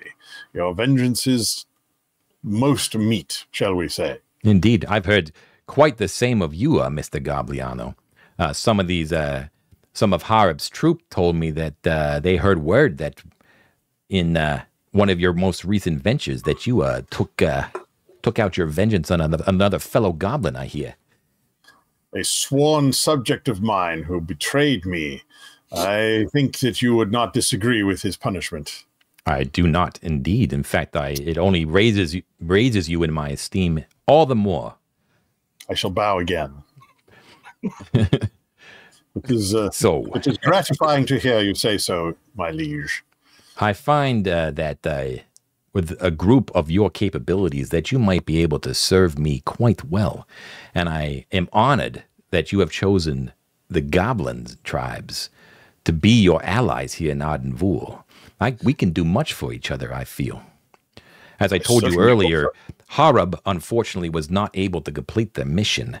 And I was absolutely sure, I had it on good intelligence, that in the area that they were sent to, in the halls of Thoth, that they would be able to uncover the rumored goblin scepter, but they were not able to find it.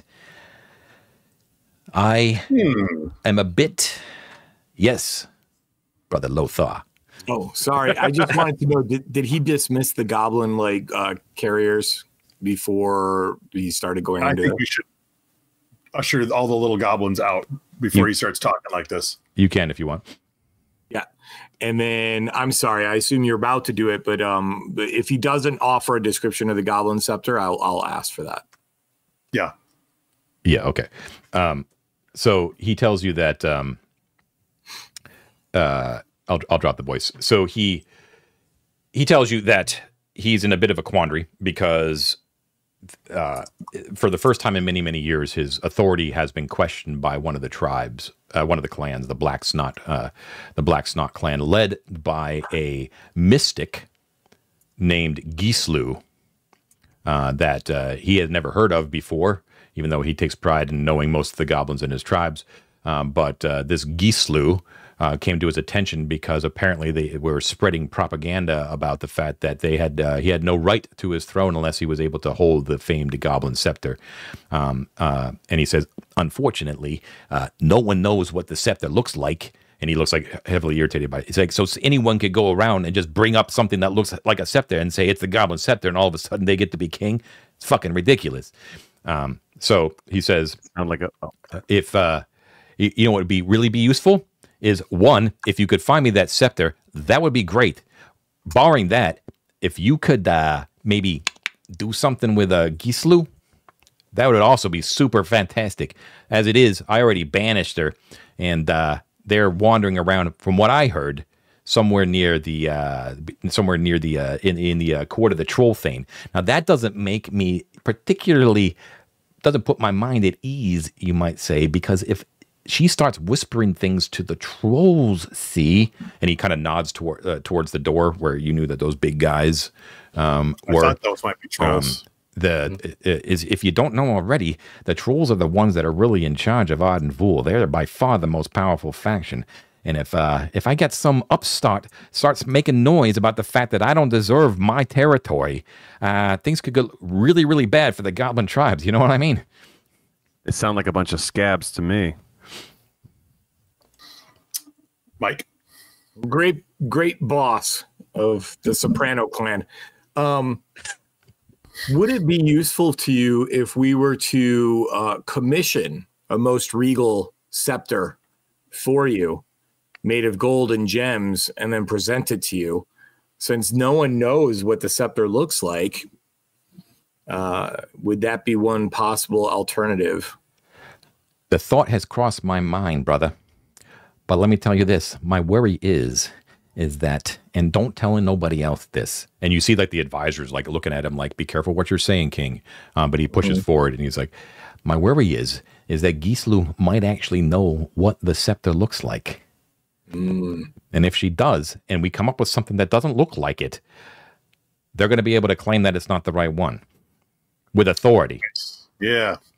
Now listen, if you can do me these favors, you will be at my right side among my most trusted advisors. And you see all the other three advisors are like, what?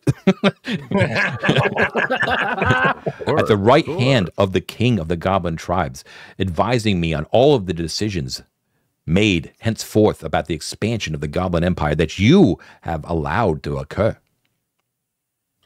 Would I be able to kick Plumthorn whenever I like? Well, you could do that now. Oh, That's okay. definitely part of the benefits.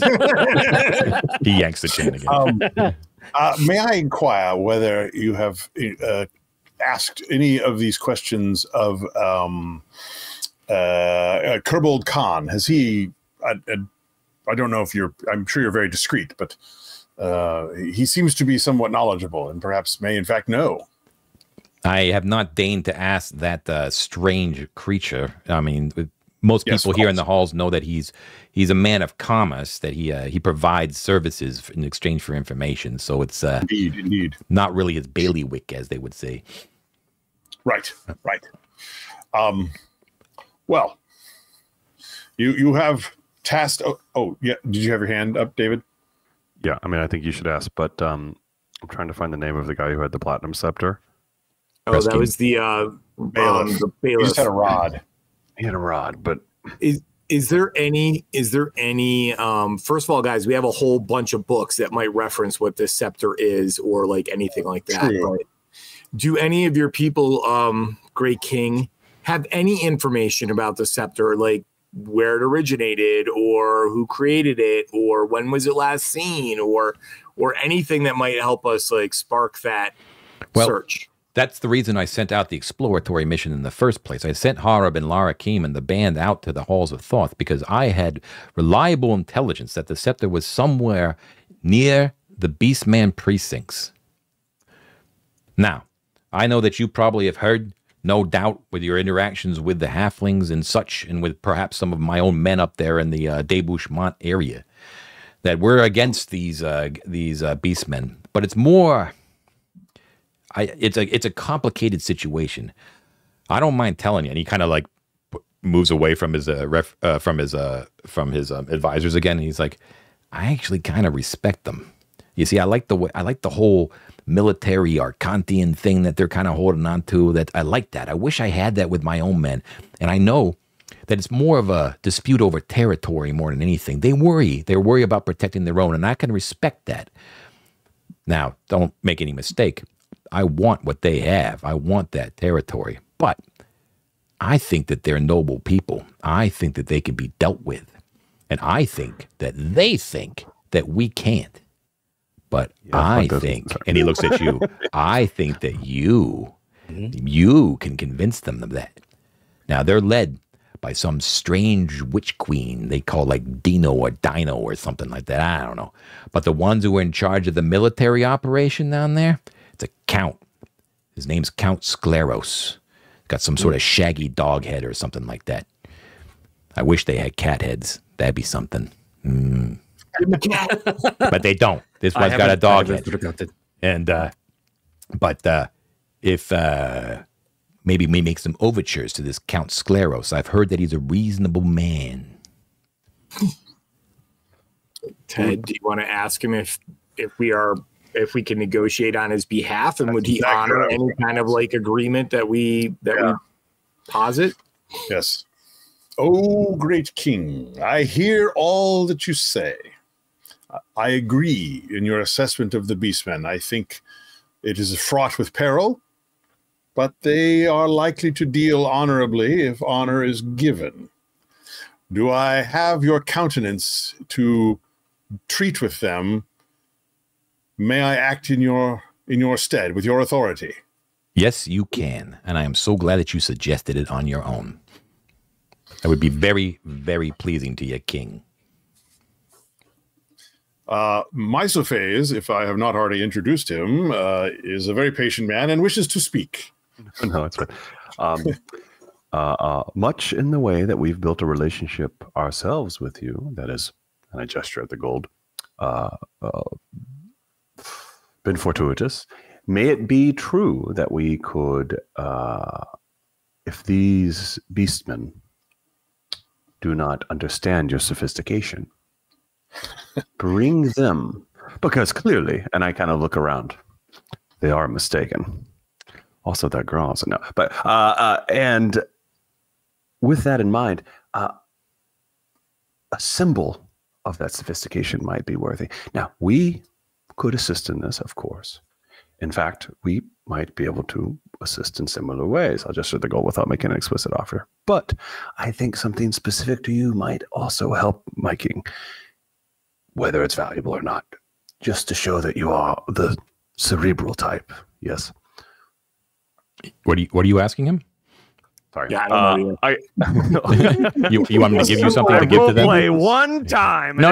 I'm just asking. Like, I got this.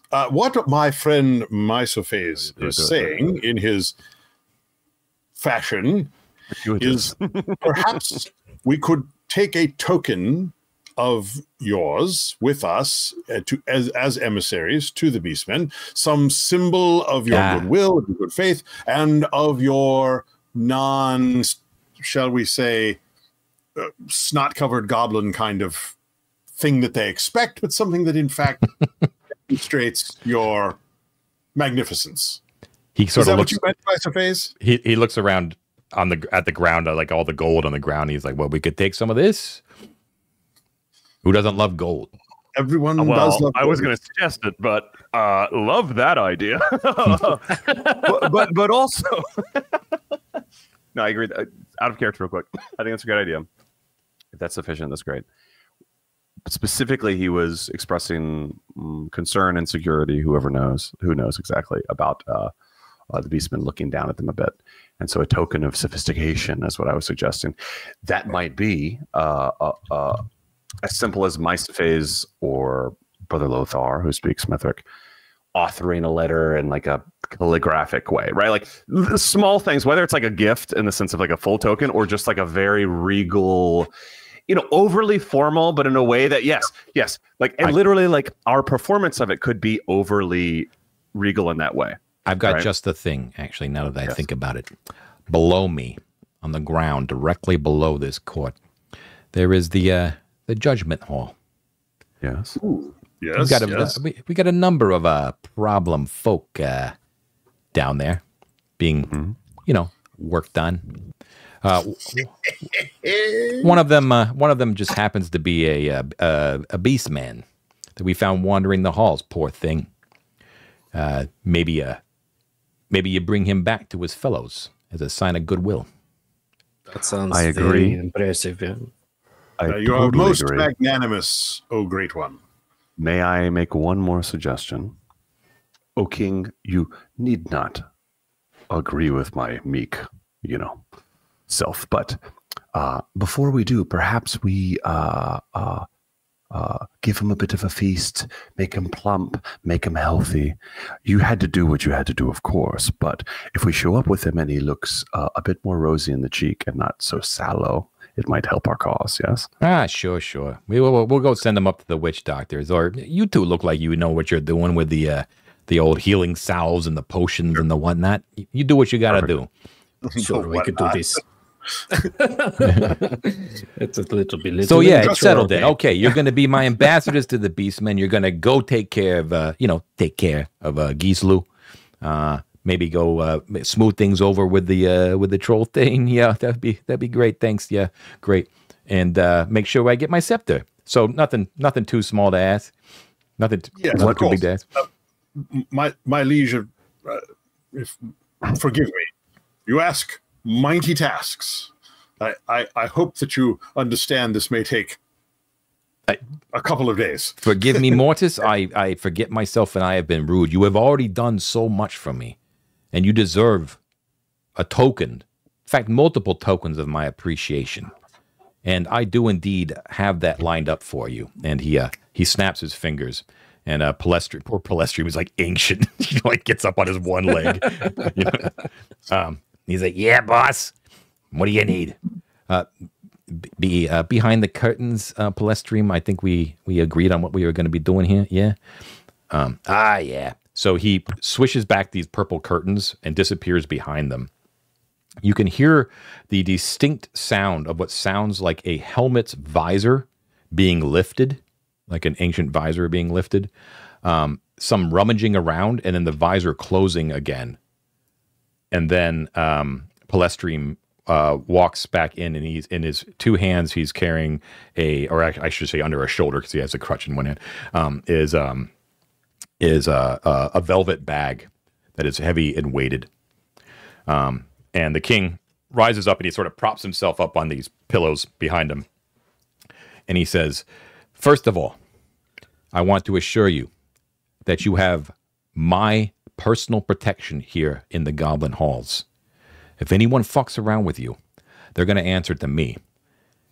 And what it means when they answer to me, it means they're going to be pulp on the end of an ogre's fist. So if anyone gives you any lip, you come talk to me. And I'll make sure it doesn't happen again. Oh, we will. Second of all, I want to offer you permanent hospitality in the lone guest room that we have here in the Goblin Halls, because it's about to be vacated. There is a sun-scarred knight who has been advising me of late, and she feels that her time or her mission, inscrutable as it is about to come to an end, and she's going to vacate those chambers. She has said numerous times when she's heard of you that she wants to speak with you first before leaving, but I think that you will find the accommodations most pleasing for yourselves and quite restful. So any time that you should find yourself in the halls, those rooms are yours. In addition, I think that likely on your travels at some point, you're going to need these. And he snaps his fingers again, and the middle-aged, younger of the goblins, he actually pulls out from a pouch at his side. He pulls out a series, one for each of you basically, of rectangular bronze pieces. Each one is 3 inches by 8 inches, so rather large, made out of bronze. He hands one to each of you, hands them out with almost like ritualistic, like an offering basically. Each one is stamped on one side with a grinning Varumani face, the troll face. And the other side is a hammer that's imprinted on each. And he says, these are great, great things here in the halls. These are the troll thane's passports. If you want to access the court of the troll thane, you're going to need these. Wow. Ah. These are very, very hard to come by. Do not keep them in any pockets with holes. Right. Yes. Now, So once again, the king's wisdom demonstrates itself. the last thing that I want to give you, and he snaps over at Palestri, is this. And Palestri gives you this bag, and you expect it to jingle with coin, but it doesn't. It clinks as of some sort of tile jumbling against each other. This is one of my most precious possessions, but as agents of the king, I think that you will find it most useful, although many of its secrets even I do not know. But I have a feeling that you might be able to figure it out, as resourceful as you are. And Palestri empties them out into the king's hands, and it's a full series of brightly colored square tiles. Wow. Green, yellow, blue, black, and white. Perfect. I believe they're 6-inch tiles, 8-inch, something like that. It took us a year, guys. It took us a year to come down here. A year spent seeding the fields for this moment. That's The exactly king right. would- That if you had not done what you had done, there's no way you would have ever gotten these, unless you had decided to raid the room and that sort of thing. Every bit of work was worthwhile to bring us to this moment. Absolutely. John, can I do one thing. Or are you continuing? I don't want to interrupt the flow. He says, well, to tack on to the end of the tiles, he tells you they are a mystery to almost everyone. However, I am one of the very few people who knows what they do. And the reason I know that is because of Sir Sorrow. She explained to me what they do. Each one of these laid in sequence in one of the many circles that are around the halls will, if you put it in the right sequence, will take you to a specific other one of these circles. However, knowing the address, as it were, that's where the mystery lies. I know of only one, and that is the one that leads here to the halls. There is one that can take you back here. That is beyond the eastern entranceway.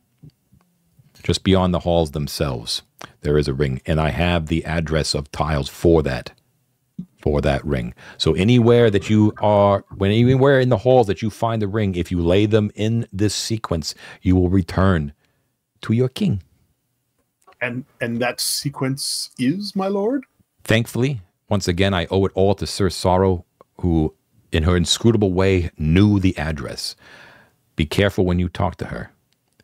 No one knows those addresses that I'm aware of. She does.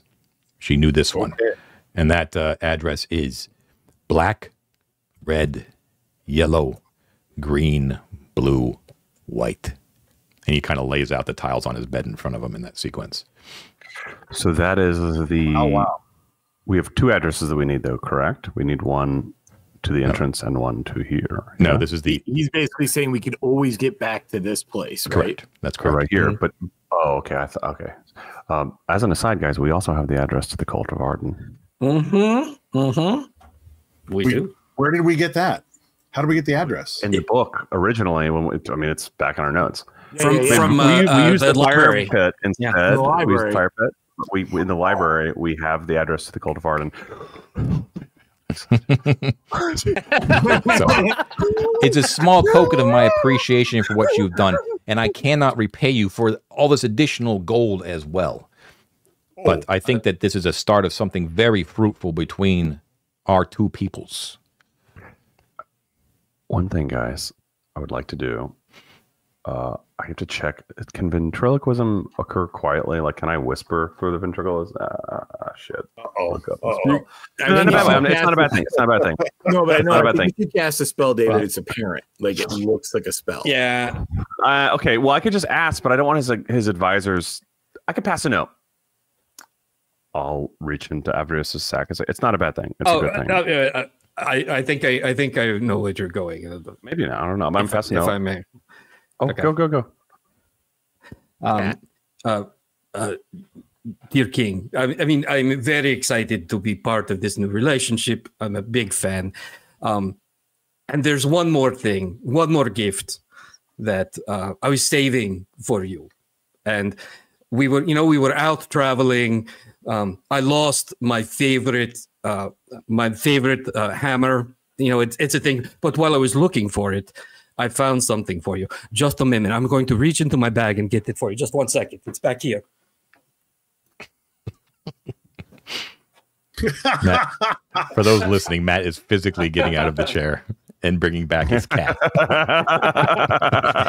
I love it. He reaches into a bag and pulls out the cat. He says, I heard that this is something that you might like. His name is Snuggles. He like lurches out of the bed. And he's like, "Oh my God, give it to me right now." He's gonna eat it, man. He's gonna eat it, man. The cat dashes off. He'll hand him the. But aren't you the cutest thing? Aren't you just the sweetest little thing? Yes, you are. Yes, you. I think you better leave now. Yeah. Okay. Maybe eating is not on the menu, boys. I love that. I don't think that's what David wanted, though. It wasn't, but that is also something we should do because we were talking about it. So thanks for remembering it. I can just say it out loud. I was being fun with it, but my lord, we are men of diplomacy, of course. If talks should fail as they sometimes do, do you have any? And I'm gonna look at him like you don't need to say it out loud. Do you have any alternative preferences, or should we come back to you first? Let's put it this way: if talks fail, I never knew you. Okay. Okay, never mind. what I was going to say is like we can kill the Beastman leader if you really want us to, but yeah, okay, never mind. All right, yeah. You do what you got to do, but right. if you can't come back with a good answer, then you're on your own. Bad luck. Okay, that's good to know. All right, that's an answer I needed. Okay, good. Will be very convincing. Oh, the kitty. Truly, you are of regal stock, my lord. Now I don't want to leave my stuff here. Like I'm like a little worried about that. You know. Can we say Jones is the name of that cat you just gave? Right on. Okay. So he thanks you. He thanks you again from the bottom of his heart. You can tell that the thanks are actually genuine. That he really does appreciate it. But he's a goblin. He's a goblin at heart. So can't be too sure. But that basically seals the deal. You now have an actual, real safe haven. Yes. You have a way to return to it, depending on where you are.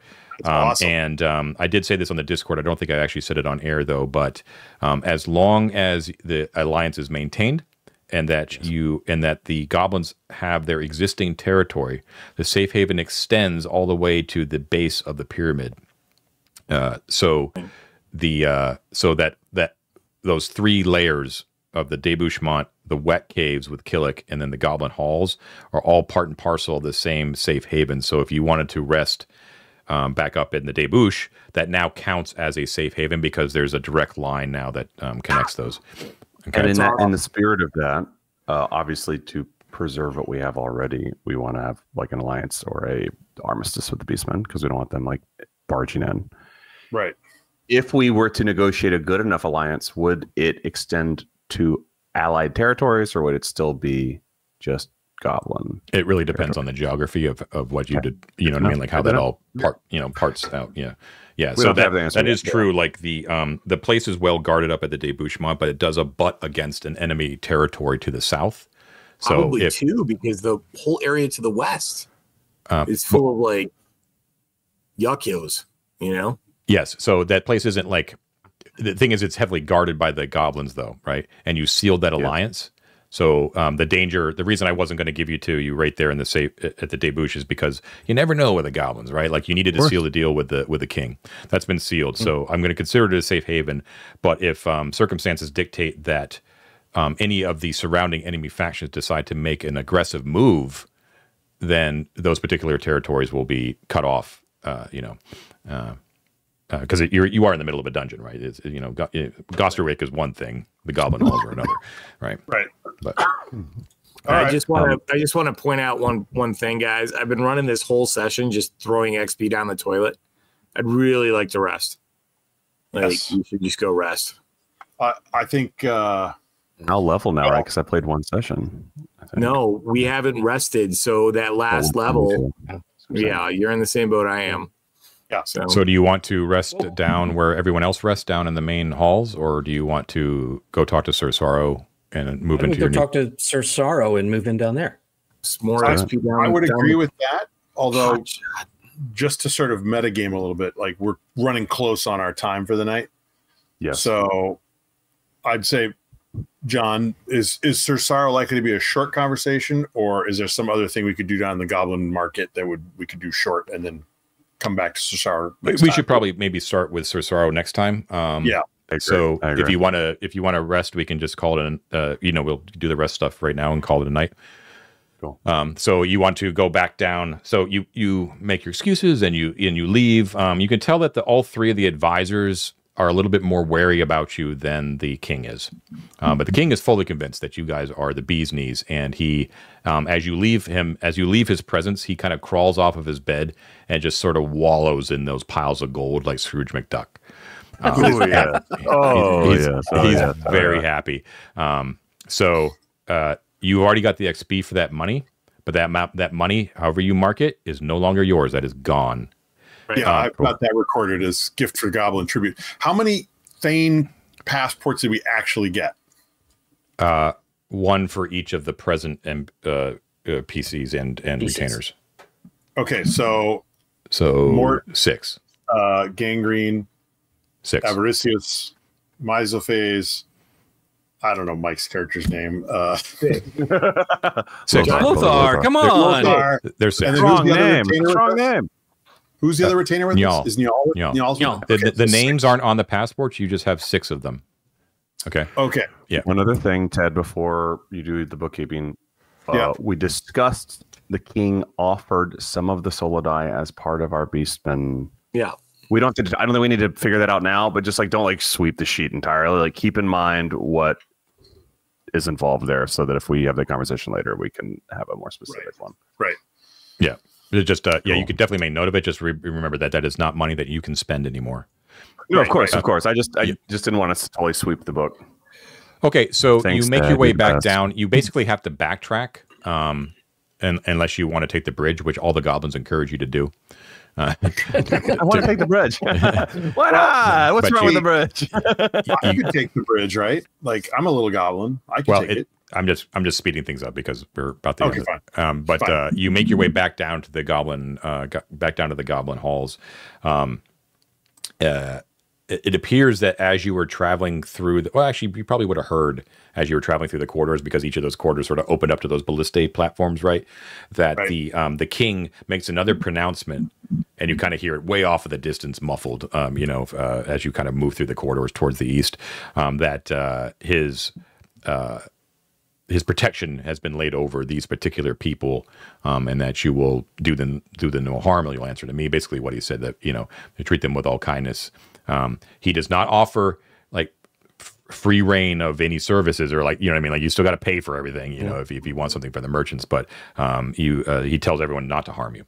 So you go back down, and everyone, especially the foreigners too, who are there, like the Setites and stuff like that, have a whole different attitude towards you now, where they treat you with much more deference. Even the Setites do.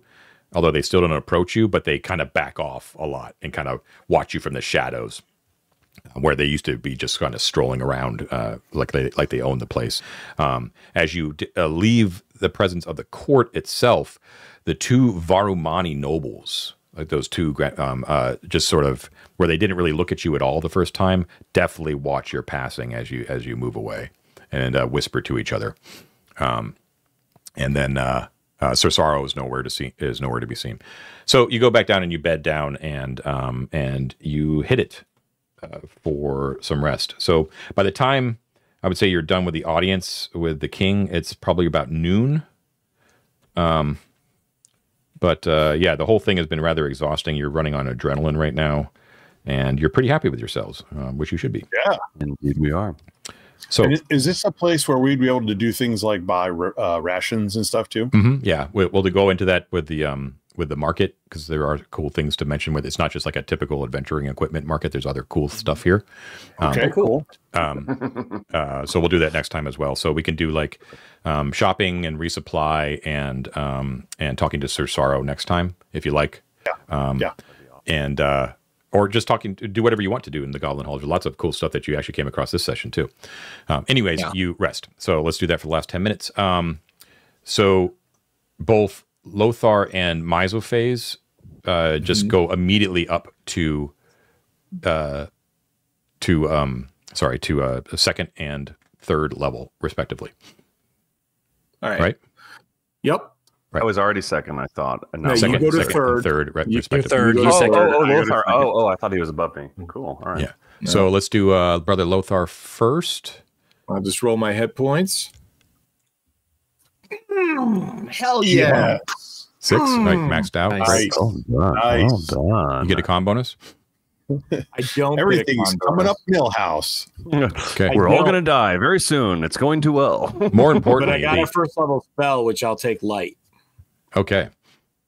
Definitely, just the way Mike's talking, you can tell that Lothar had just had an incredible religious epiphany, and his ability to cast divine magic came upon him. I got a first level spell. I picked light. God pray. All grace to Mauricio's Odin. is so proud. So proud. Yeah, exactly. Not This every is my day you guy. meet up. This is my number one. one guy pretty soon. That's what I would say. Yeah. Well, I've only been waiting to do this for like a week and like some days. So I'm like, champing at the bit. Okay. Cool. And Mesophase is now a level 3. Dun, dun, dun. I will also roll some HP. Will you roll a D4? Oh, 4, baby. Max is on both. Nice. Hey. What? That's the best HP I've ever rolled. Do you get a con bonus? Man. I do have a. Well, actually, I have to check. I have so many casters, I can't track them anymore. I have a 15 con. So, hey. That's nice. Nice, dude. So what's your total? So that makes my total a God, math. 8 plus 5 is 13. 13. Yeah, 13. front line. Welcome to the front line, Mesophase. Wow, this may be more HP than even Onward had at like level 6. You're going to catch up with more, man. Okay, cool. And you actually gain cool. a second level spell, which is pretty cool. I Do do. you have any in your spell book? I do not have any in my spell book. But you have access to some witch doctors. I do What? indeed. Yep. So I want to go talk to them. Well, I will. I'll do some dirty deeds done dirt cheap. Yeah. Otherwise, you will have you have your 2 first level spells. So in the morning, why don't we leave it with spells memorized by Mesophase? We know Lothar's doing light and Avaricios. I'm still floating disc and ventriloquism. Okay. Unless yeah. I'll keep it. And So, Avaricios. John- I think he'll Sorry. keep the same spells that he had prepared previously, which are, I will tell you, if I can scroll up and see them. What's he got? He's got Cure Light Wounds, Purify Food and Water, Speak with Animals, Silence, Locate Object, and Sticks to Snakes. Okay. Sounds good. Cool. Yeah, Ted. John, if the debouchement level is now considered safe territory, that means all the gold from the vault that we stashed there, we now get XP for. Is that right? That's correct. Yes. Okay. Oh, can we not do that though? Because I'm gonna it's all gonna go down the toilet for me, dude. It's all. Yeah, that's is that fine. a choice? It's fine. I mean, I hear what you're saying. I don't know what the answer to that is. It's like, I said it's fine. Like, I'm It's fine. literally It's all- 1 XP short of 3rd level. I'll step and, in one like, more time. It's fine. Okay. It's fine. Nobody listen to the DM now. It's all good. This has been causing me a lot of anxiety. No, I get it, baby. I get it. Okay. Cool. All right. Anything else you guys want to do before we wrap up? I'd like to bat my eyelashes at the tall emo or tall goth lady. You'll have your chance next time. Yeah. Do we have time to go run around the market? Maybe there's some place that will identify some magic items. We do have 5 minutes. On that note, I think problem is I don't want to give my blood to the weird AI. Yeah, but there might be dudes in the market that can do it. No, I agree. But I'm booking. I'm dog earing. I'm not saying right now. I do think pursuing an identify spell for Mesophase might be a good idea for all of us. If it's possible. So something to think about. So let's go wander around the market and see if there's any other sages. Yeah, if nothing else, we can find out what the options are in the market without going into any detail, right? I guess we might be able to find a scroll or something like that. Anyway, yeah, true. Let's do it. Okay, so 5 you head minutes, over to go. the southeastern portion, and like I said, there's a bunch of like tables with each with an awning over it, and you are greeted by a slimy kind of hunchbacked with like stooped shoulders. He's sort of like he's sort of got like his hands. He's always like dry washing his hands, and he kind of comes up and he's like, and he's little. He's a halfling, actually, with like stringy hair. And he's like, yes, my name is Master Life Cream. I am in charge here of the market. You would care to perhaps stow some of your valuables. I am your man. Otherwise, or would you like to set up shop? I can provide a bench and an awning. Yes. No, all right. We all jump in. Everyone, how about a guide to the market? Like, who all is here? What can we do in the market, Master Life Cream? Well, just wander about and you'll see. And you can see that there are a number of things here. So Life Cream himself will actually He sells jewelry and weapons, some gems. He does have a couple of interesting curios.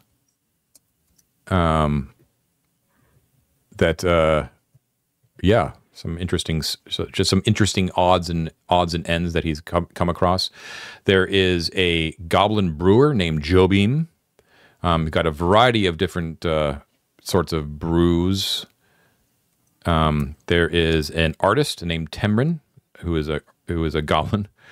And this is an imperial goblin, actually. So, is it a she? No, it's a he. He immediately takes a liking to Mort because he's imperial. Let's see. He is good in portraiture. He's desperate to have someone take him up on doing a portrait. For some strange reason here in the goblin market, no, not many people are taking up on him. There's Thorgrim the Easy, who is a second level. He is a tall Whiskin fighter. He is selling provender, so he's got a lot of dried meat, sugar, flour, pastries, breads, also some ale, that sort of stuff. And then there is Claudine of Narcelian, a aristocratic-looking woman, very sort of sly, quiet. She sells many weapons and some armor as well. And that is it here in the market. Ow. No sage. Right. Nobody with identify spells, probably. John can. Is it too sleazy to change one of my spells? No. from the purify food and water to maybe a little detect magic might be a good thing to have. Sure, that's fine. You can change that up. Yep. I think we're like running at the end, so this will maybe for next session. But I would like to. We talked about tokens. It wouldn't be a bad idea to have like a illustration for the Beastman, right? Like a sort of an illumination, grandiose Goblin King. Yeah. Also, that maybe is a party expense. As a private expense, I'm sorry, guys, I'm doing this. Misafes would probably want a portrait of his great goth. Infatuation. You can certainly do that next time. Before she departs. you should note here too that all of these vendors will take coin, but they also are interested in trade and barter, and each of them has certain things that they are looking for as well. So just be aware that you might not you know, coin's the easy way, but and of course, John, as far as identify goes, there's a certain automaton wandering around the halls for who knows how much longer. John, if we Solidai? Yeah, that's what I was going to ask too. Can we trade them Solidai? Because we know that that's not really a currency so much. Oh, you know, it's valuable. They'll take it. Okay, that would be like in trade. I have one thought I just had, guys. I have a severed finger in my inventory, and they want to seal a pact with blood. We could try. Yeah, the one that we found about, dude. That finger's like 200 years old or more. Who knows? Juice left. That might be something he's interested in. No, I mean maybe there's DNA sample in there. I don't know what he needs it for. There may be a research value, in other words, to testing the finger. Is all I'm saying. I don't know. Anyway, okay. Things to think about for next time, but excellent session, guys. Congratulations on sealing the deal with the king and all of the rewards that were that you spent a great deal of time well earning. So well done. All right, so we'll call it a night for episode 62. Thank you so much for watching. This has been 3D6 Down the Line, the most criminally underwatched actual play on the internet.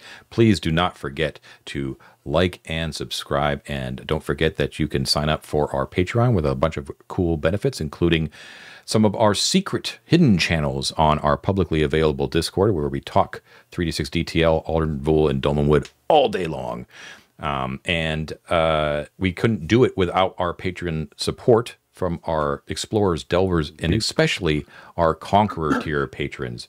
So, David, take it away with our lovely Conqueror tier guys.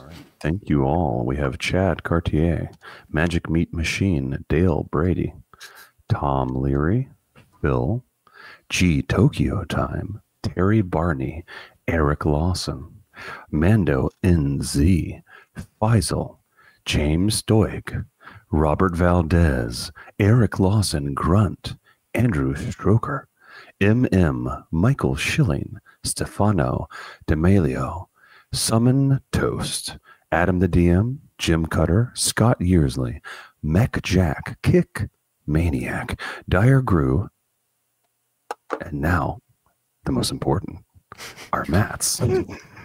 Yes. Sorry, everyone else. It's just how it is. Not Matt, but not least.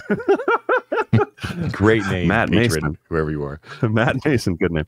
Matt Mason, Matt Gardner, Matt Koenig, and Matt Young. Thank you, guys. Truly, we really do appreciate it. Yep. Thank you so much, guys. All right. So until next time, everybody, have a great week. Take care. Bye now. Thank you. Thank you, John.